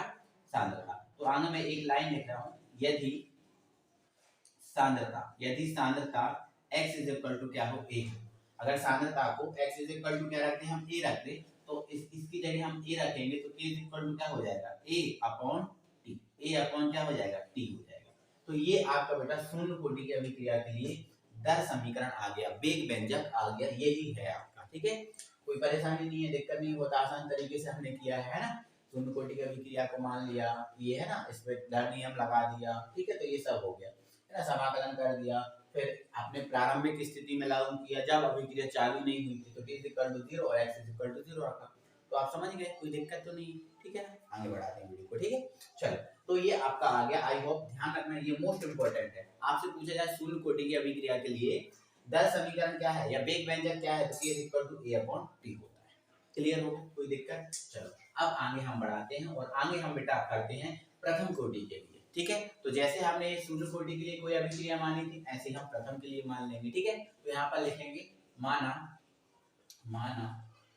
प्रथम कोटि की अभिक्रिया, माना प्रथम कोटि की अभिक्रिया निम्न है।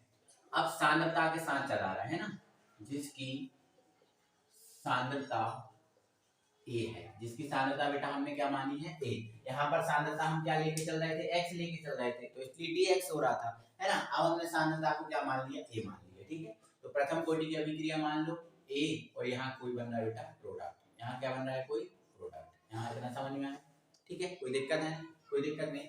अब ये प्रथम कोटि की है, इसलिए इसके सांद्रण में परिवर्तन हो रहा होगा। ठीक है, इसके सांद्रण में परिवर्तन हो रहा होगा। ठीक है, तो यहाँ लगा देंगे दर, एक सेकंड, दर नियम इसमें लगाएंगे बेटा, तो ये क्या हो जाएगा आपका?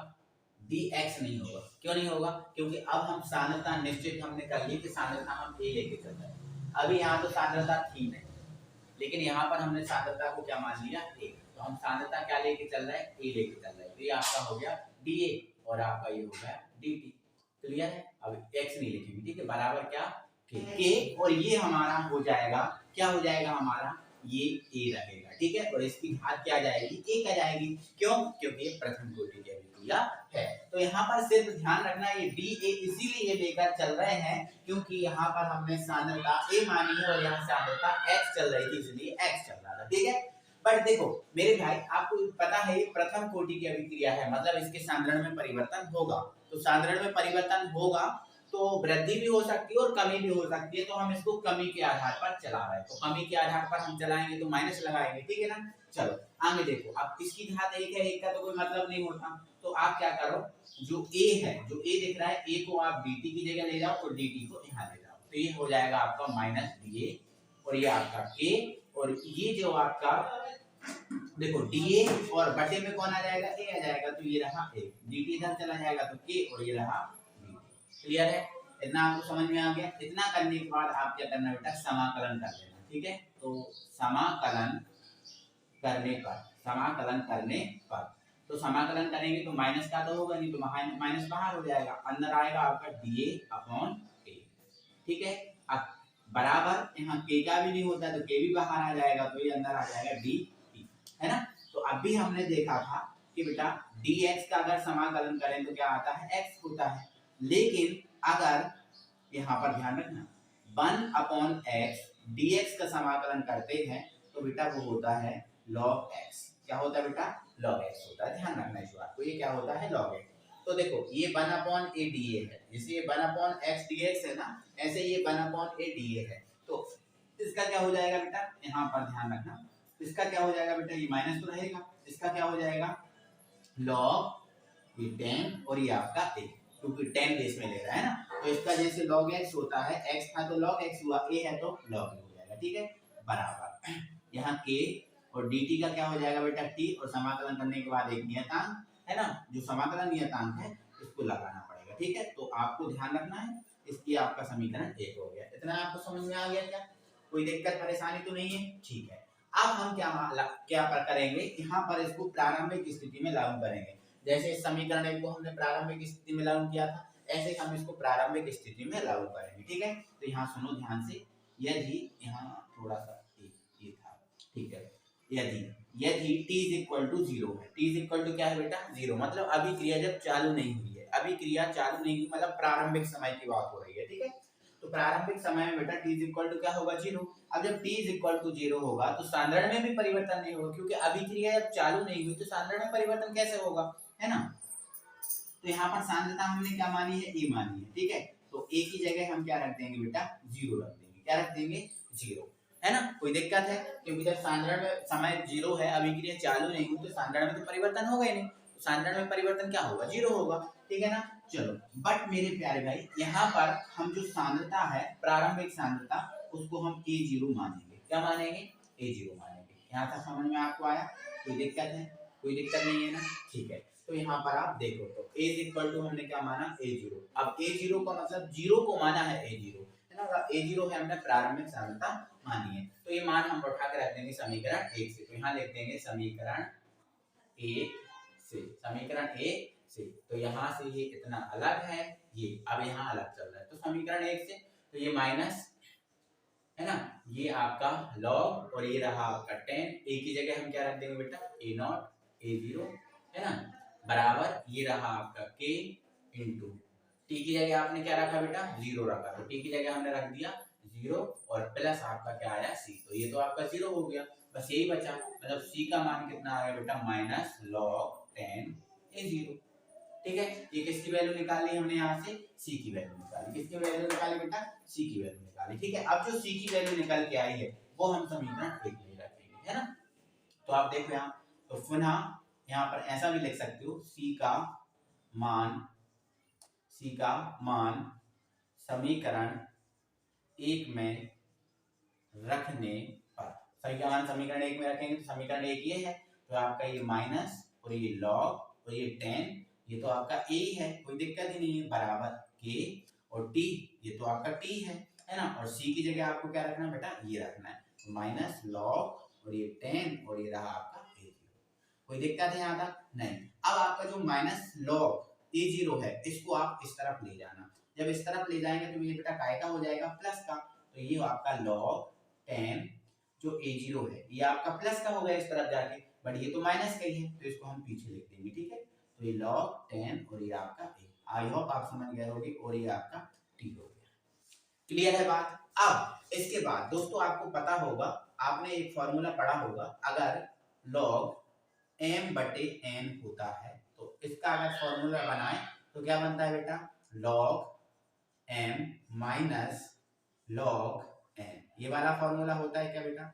अगर माइनस में होता है तो इसको बटे में लिख देते हैं, या फिर ऐसा बटे में होता है तो इसको माइनस में लिखते हैं। तो देखो ये फॉर्मूला यहाँ लग रहा है। ठीक है, m की जगह आप मान लो A0 A0 और n की जगह मान लो आप A। तो अगर ये फॉर्मूला हम इस पे अप्लाई करेंगे बेटा तो ये क्या हो जाएगा? लॉग m की जगह हमने क्या माना? A0 माना, तो ये आपका A0 और ये आपका A, n की जगह A माना तो ये आपका 10। तो ये 10 थोड़ा छोटा लिख रहे हैं तो ये 0 बराबर क्या हो गया बेटा? KT। क्या हो गया बेटा?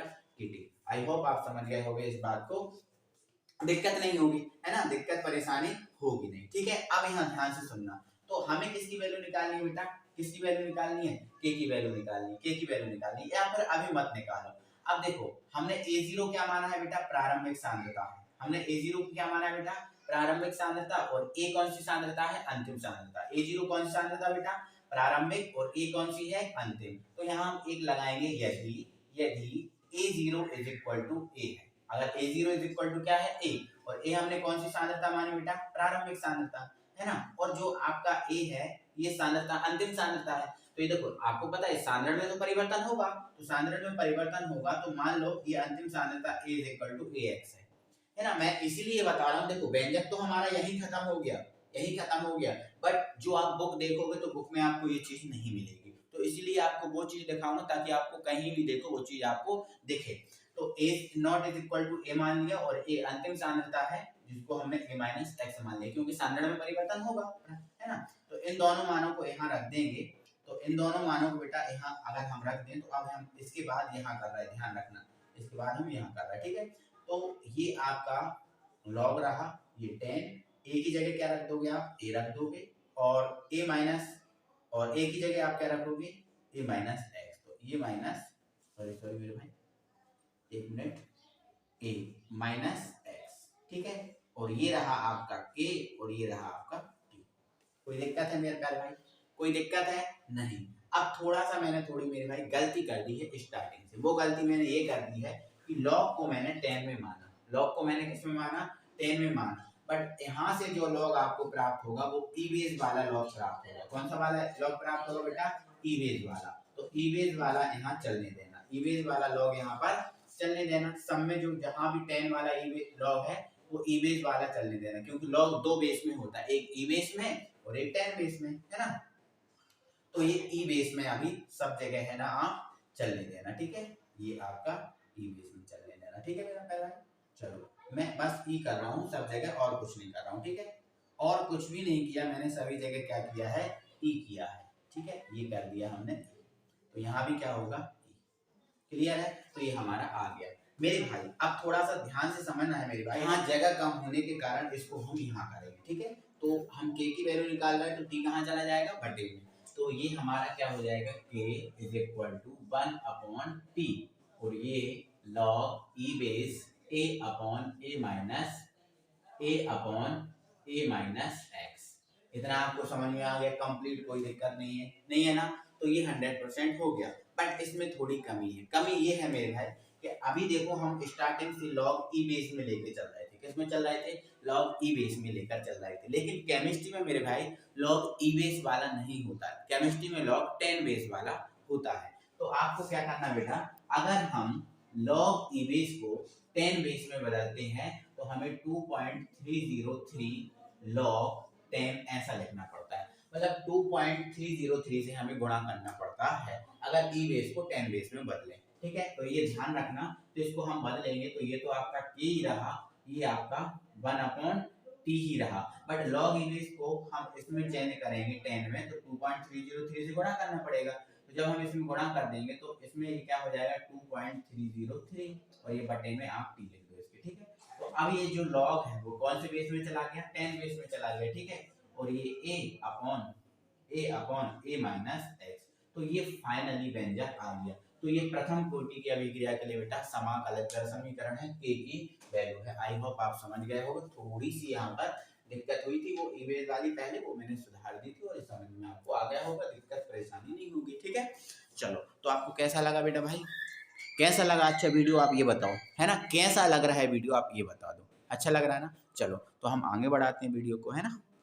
स्लाइड में हम देखने वाले हैं अर्ध आयुकाल। अर्ध आयुकाल, अब यहाँ ध्यान से समझना, अर्ध मतलब आधा और आयुकाल मतलब क्या, समय, मतलब आधा समय। अर्ध आयुकाल का मतलब क्या होता है, आधा समय। अब ध्यान रखना, मतलब ये आधा समय है ना, ध्यान रखना। अब मैं एक एग्जांपल से समझा रहा हूँ बेटा। मुझे क्या करना है, 8 मग चाय बनाना है, 8 मग क्या करना है, चाय बनाना है। और मुझे पता है ये जो 8 मग चाय है वो 10 मिनट में बनेगी। कितने मिनट में बनेगी, 10 मिनट में बनेगी। अगर मैं इस 8 मग चाय को 5 मिनट दूं तो क्या ये चाय पूरी बन जाएगी, नहीं बनेगी।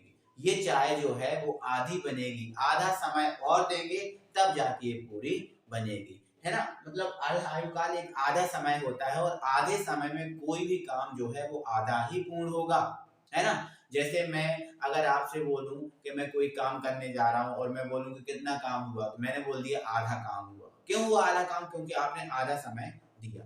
अगर आप जैसे कोई काम एक दिन का है तो वो एक ही दिन में होगा कंप्लीट। अगर तुम उसको आधे दिन करोगे तो वो आधा पूर्ण होगा। कितना पूर्ण होगा, आधा पूर्ण होगा। तो इस बात को ध्यान रखना, अर्ध आयुकाल मतलब बेटा आधा समय होता है और वह समय जिसमें किसी रासायनिक अभिक्रिया की सांद्रता, किसी भी रासायनिक अभिक्रिया की सांद्रता प्रारंभिक सांद्रता की आधी रह जाती है। कितनी रह जाती है बेटा, आधी रह जाती है। कितनी रह जाती है, आधी, आधी, सॉरी यहाँ लिख देता हूँ सही से, आधी रह जाती है, आधी रह जाती है, अर्ध आयुकाल कहलाता है ना। ध्यान रखना कि जो अर्ध आयुकाल में है किसी भी अभिकारक की जो सांद्रता है उसकी प्रारंभिक सांद्रता की आधी रहती है, प्रारंभिक की आधी रहती है। ध्यान रखना, वह समय जिसमें किसी रासायनिक अभिक्रिया की सांद्रता उसकी प्रारंभिक सांद्रता का, कौन सी सांद्रता का, प्रारंभिक जो सांद्रता है उसका आधा होगा, ठीक है।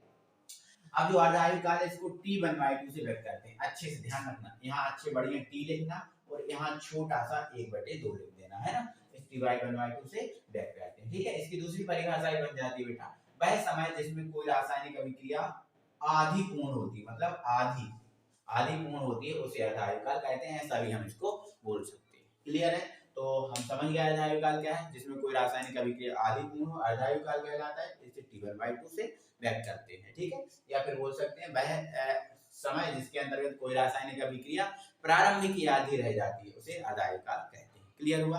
चलो, अब बेटा ये अर्ध आयुकाल तो ठीक है, बट ये वाला क्वेश्चन इंपॉर्टेंट है। बोलता है शून्य कोटि की अभिक्रिया के लिए अर्ध आयुकाल का व्यंजक निर्मित करो। या फिर क्वेश्चन ऐसे आता है, सिद्ध कीजिए, यहां लिख दे रहा हूं, सिद्ध कीजिए कि शून्य कोटि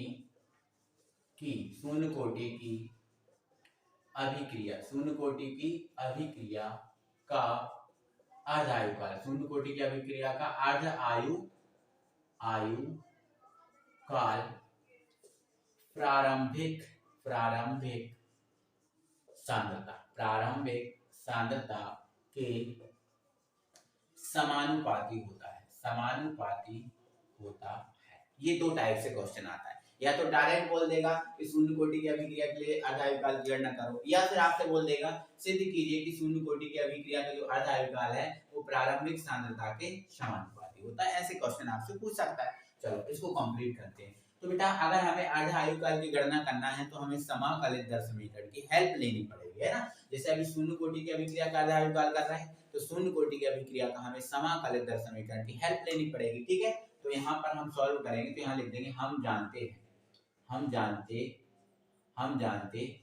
जानते हैं, हम ये जानते हैं शून्य कोटि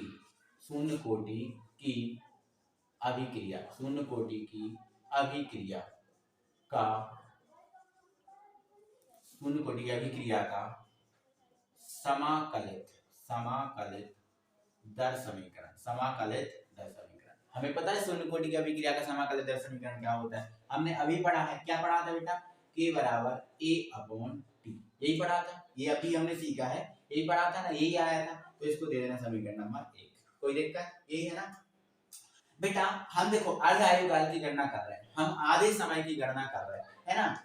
तो हमें क्या करना पड़ेगा, ये जो समीकरण 1 है इसको अर्ध आयुकाल के लिए लागू करना पड़ेगा। तो हम यहाँ पर लिख देंगे अर्ध आयु काल के लिए, अर्ध आयु काल के लिए, अर्ध आयु काल के लिए। तो बेटा जैसे ही मैं इसको अर्ध आयु काल के लिए रखूंगा तो आपका जो समय है, ये जो समय है, ये समय t1/2 हो जाएगा, क्योंकि अर्ध आयु काल को हम t1/2 से व्यक्त करते हैं। तो जो समय है, समय क्या हो जाएगा, t1/2। और हमने एक लाइन पढ़ी है कि सांद्रता उसकी प्रारंभिक सांद्रता का आधा हो जाती है। तो यहाँ पर जो सांद्रता है a है, क्या है, सांद्रता, यही प्रारंभिक है और यही अंतिम है, क्योंकि शून्य कोटि में तो प्रारंभिक और अंतिम एक ही होती है। तो यही प्रारंभिक है और यही क्या है, अंतिम है। तो ये जो सांद्रता है वो आधी हो जाएगी, मतलब a जो है वो a/2 हो जाएगा, ठीक है। तो ये दोनों मान समीकरण 1 में रख देंगे, है ना। तो यहाँ हम लिख देंगे समीकरण 1 से, समीकरण 1 से। तो इन दोनों मानों को रखेंगे तो k तो आपका सेम रहा, a जो a है, a की जगह हमें क्या रखना है, a/2 रखना है। अब बटे t की जगह है क्या, t की जगह t1/2, तो ये t और ये 1/2, ठीक है। बट हमें क्या करना है, अर्ध आयु काल की गणना करना है, मतलब t1/2 निकालना है। तो t1/2 ले जाओ इधर, k ले आओ इधर, इसको हम इधर सॉल्व कर देंगे, ठीक है। तो ये t1/2 इधर पहुंच गया और ये आपका क्या है, a/2 और बटे में क्या है k। और आपको पता है ऊपर बटे में हो तो वो बटे नीचे चला जाता है। तो ये आपका t1/2 और ये रहा a, 2 नीचे गया तो ये होगा आपका 2k। कोई परेशानी, कोई दिक्कत, तो ये हमारा व्यंजक हो गया। बट अथवा वाले क्वेश्चन के अनुसार ये हमारा कंप्लीट नहीं हुआ, क्योंकि अथवा वाले क्वेश्चन में बोला है सिद्ध कीजिए कि जो अर्ध आयुकाल है वो प्रारंभिक सांद्रता के समानुपाती है, ठीक है। तो आपको देखो ये t1/2 है, जैसे बताओ लिखा है, इसको आप थोड़ा सा जमा दो। देखो ये जो है इसको आप 1/2 पे कर सकते हैं, और ये आपका बेटा क्या है, a है। तो ये जो 1/3 पे है, आपको पता है ये कांस्टेंट है, आपको पता है क्या है, ये कांस्टेंट। तो यहाँ समझो, आप देखो जैसे ये लिखा है a समानुपाती b लिखा है, a समानुपाती b लिखा है। अब आपको पता है जब जब समानुपाती का चिन्ह हटाया जाता है तो एक नियतांक आता है। क्या आता है बेटा, एक नियतांक। तो समानुपाती का चिन्ह हटाने पर क्या आता है, नियतांक। तो क्या नियतांक को हटाने पर समानुपाती नहीं आ सकता, बिल्कुल आ सकता है, बिल्कुल आ जाएगा, ठीक है। तो जब ये वाला जो चिन्ह है, सॉरी देखो, जब ये हटाने पर ये आता है तो इसको हटाएंगे तो ये आएगा, है ना, मतलब नियतांक हटाने पर समानुपाती आता है। तो यहाँ से जो आपका कांस्टेंट है बेटा, इस कांस्टेंट को अगर हटा दें तो ये हमारा क्या बन जाएगा, इसको मैं यहाँ लिख दूं क्या, ठीक है। तो ये आपका t1/2, अब इसको हटा दिया तो यहाँ पर आपका क्या आ गया, समानुपाती, और ये आपका जो है ये आ गया। तो जहाँ ए क्या है बेटा, तो ए हमारी क्या है बेटा, सांद्रता है। क्या है, सांद्रता। तो अर्ध आयुकाल सांद्रता के समानुपाती आ गया ना, बिल्कुल आ गया, मतलब ये प्रूफ हो गया, है ना। तो ध्यान रखना इस बात को, बहुत इजी है ना। मैंने क्या किया, शून्य कोटि की अभिक्रिया का समाकलित दर समीकरण लिया, है ना। इसको मैंने अर्ध आयुकाल के लिए लागू किया, जब अर्ध आयुकाल के लिए लागू किया तो t1/2 हो गया और जो a है a1/2 हो गया। क्लियर। इन दोनों मानों को उठाकर मैंने इसमें रखा और मैंने इसको सॉल्व किया तो ये आंसर आ गया। आई होप आप बहुत बेहतरीन तरीके से समझ गए होंगे, ये मोस्ट इंपॉर्टेंट भी है। अब हम बढ़ जाते हैं बेटा आगे। तो बेटा जिसको भी इसका स्क्रीनशॉट लेना है वो स्क्रीनशॉट ले लो। आई होप आप समझ गए होंगे, या फिर पीछे वीडियो को जिस थोड़ी बहुत दिक्कत हो तो वीडियो को पीछे करके पुनः देख सकते हो आप, है ना। चलो, तो ये जैसे हमने शून्य के लिए किया, हम बेटा प्रथम के लिए करेंगे। किसके लिए बेटा, प्रथम के लिए। तो इसको हम मिटा देते हैं, प्रथम के लिए हम कर लेते हैं, ठीक है। चलो, तो इसको हमने मिटा लिया, आप बिल्कुल अच्छे से समझ सकते हो एक एक चीज, है ना, कोई दिक्कत परेशानी यहाँ पर नहीं है ना। तो इसको भी हटा देंगे, हम प्रथम के लिए आप कर रहे हैं ना। तो प्रथम के लिए करेंगे तो प्रथम के लिए भी सेम काम होगा, बस यहाँ हमने कर दिया है प्रथम, क्योंकि प्रथम के लिए कर रहे हैं, है ना। तो फिर भी जैसा हमने इसमें जमाया था वैसे ही हम जमाएंगे। यहाँ लिख देंगे हम जानते हैं, हम जानते हैं क्या, प्रथम कोटि के। अब देखो प्रथम के लिए कर रहे हैं तो प्रथम कोटि की अभिक्रिया का समाकलित दर समीकरण लगाना है ना। जैसे अभी शून्य का लगाया था ऐसे प्रथम का लगाना है। तो क्या होता है प्रथम का, हमने दोनों अभी किए हैं व्यंजक, है ना, इसलिए ताजा ताजा है ना। तो k इज इक्वल टू क्या होता है बेटा, 2.303 अपॉन t, है ना, log 10, ये था आपका a upon a minus x. अब यहाँ ध्यान से सुनना, ये जो a है वो प्रारंभिक सांद्रता है और जो x है वो अंतिम सांद्रता है। ध्यान रखना, a जो है बेटा ये कौन सी सांद्रता है, मैं यहाँ लिख दे रहा हूँ कट में। a है वो कौन सी सांद्रता है बेटा, प्रारंभिक सांद्रता, ठीक है। और जो x है वो कौन सी सांद्रता है बेटा, अंतिम सांद्रता है। कौन सी सांद्रता है, अंतिम सांद्रता, अंतिम सांद्रता, ठीक है ना बेटा। कोई दिक्कत है, परेशानी नहीं, तो इसको आप क्या कर देना, समीकरण 1 कर देना। तो जैसा अभी हमने समीकरण 1 को अर्धायुकाल के लिए लागू किया था वैसा हम इसको भी करेंगे, ठीक है। तो यहाँ पर हम एक लाइन लिख देंगे अर्ध आयुकाल के लिए, अर्ध आयुकाल के लिए, ठीक है। तो जैसे ही हम अर्ध आयुकाल के लिए लागू करेंगे बेटा, तो जो समय है आपका t वो क्या हो जाएगा, t1/2 हो जाएगा कि नहीं, कोई दिक्कत परेशानी नहीं है। अब लेकिन हमने यहाँ पर देखा था, अभी हम a = a1/2 रख रहे थे, क्यों, क्योंकि वो प्रारंभिक सांद्रता भी थी और अंतिम सांद्रता भी थी। लेकिन यहाँ पर साफ साफ बोला गया है कि जो सांद्रता है उसकी प्रारंभिक सांद्रता की आधी होती है, मतलब जो अंतिम सांद्रता है वो प्रारंभिक की आधी होती है। अभी तो हमने देखा था a था वही प्रारंभिक था वही अंतिम था, अंतिम प्रारंभ अलग अलग था नहीं, लेकिन यहाँ अलग अलग है, प्रारंभिक है a और अंतिम है x। तो जो बेटा अंतिम है x वो प्रारंभिक का आधी होगी। तो प्रारंभिक क्या है, a, इसका आधा, ये होगा। ये दोनों मानों को समीकरण 1 में रख देंगे। तो यहाँ लिख देंगे हम समीकरण 1 से, समीकरण 1 से। तो बेटा हम इसको यहाँ कर दे रहे हैं, इसको मिटा दे रहे हैं ना। अब ये चीज समझ गए हो तो इसको हम हटा देते हैं। तो समीकरण 1 से, मतलब ये दोनों मान है समीकरण 1 में रखेंगे, तो ये आपका k रहा सेम, है ना। ये आपका 2.303 भी रहा। अब t की जगह क्या रख दोगे, t1/2, तो ये आपका t1/2 है ना। और ये आपका log 10 और ये a upon a minus x. तो a अपॉन a तो ठीक है, a तो ठीक है, a तो रहेगा, और ये वाला a भी रहेगा, ये भी रहेगा, बट इस x की जगह क्या रखा जाएगा, a/2। तो इस x की जगह रख देंगे हम a/, देखकर अब इसको सॉल्व करेंगे। तो इसकी वैल्यू निकालना है, तो t1/2 इधर ले जाओ, k को इधर ले आओ, ठीक है।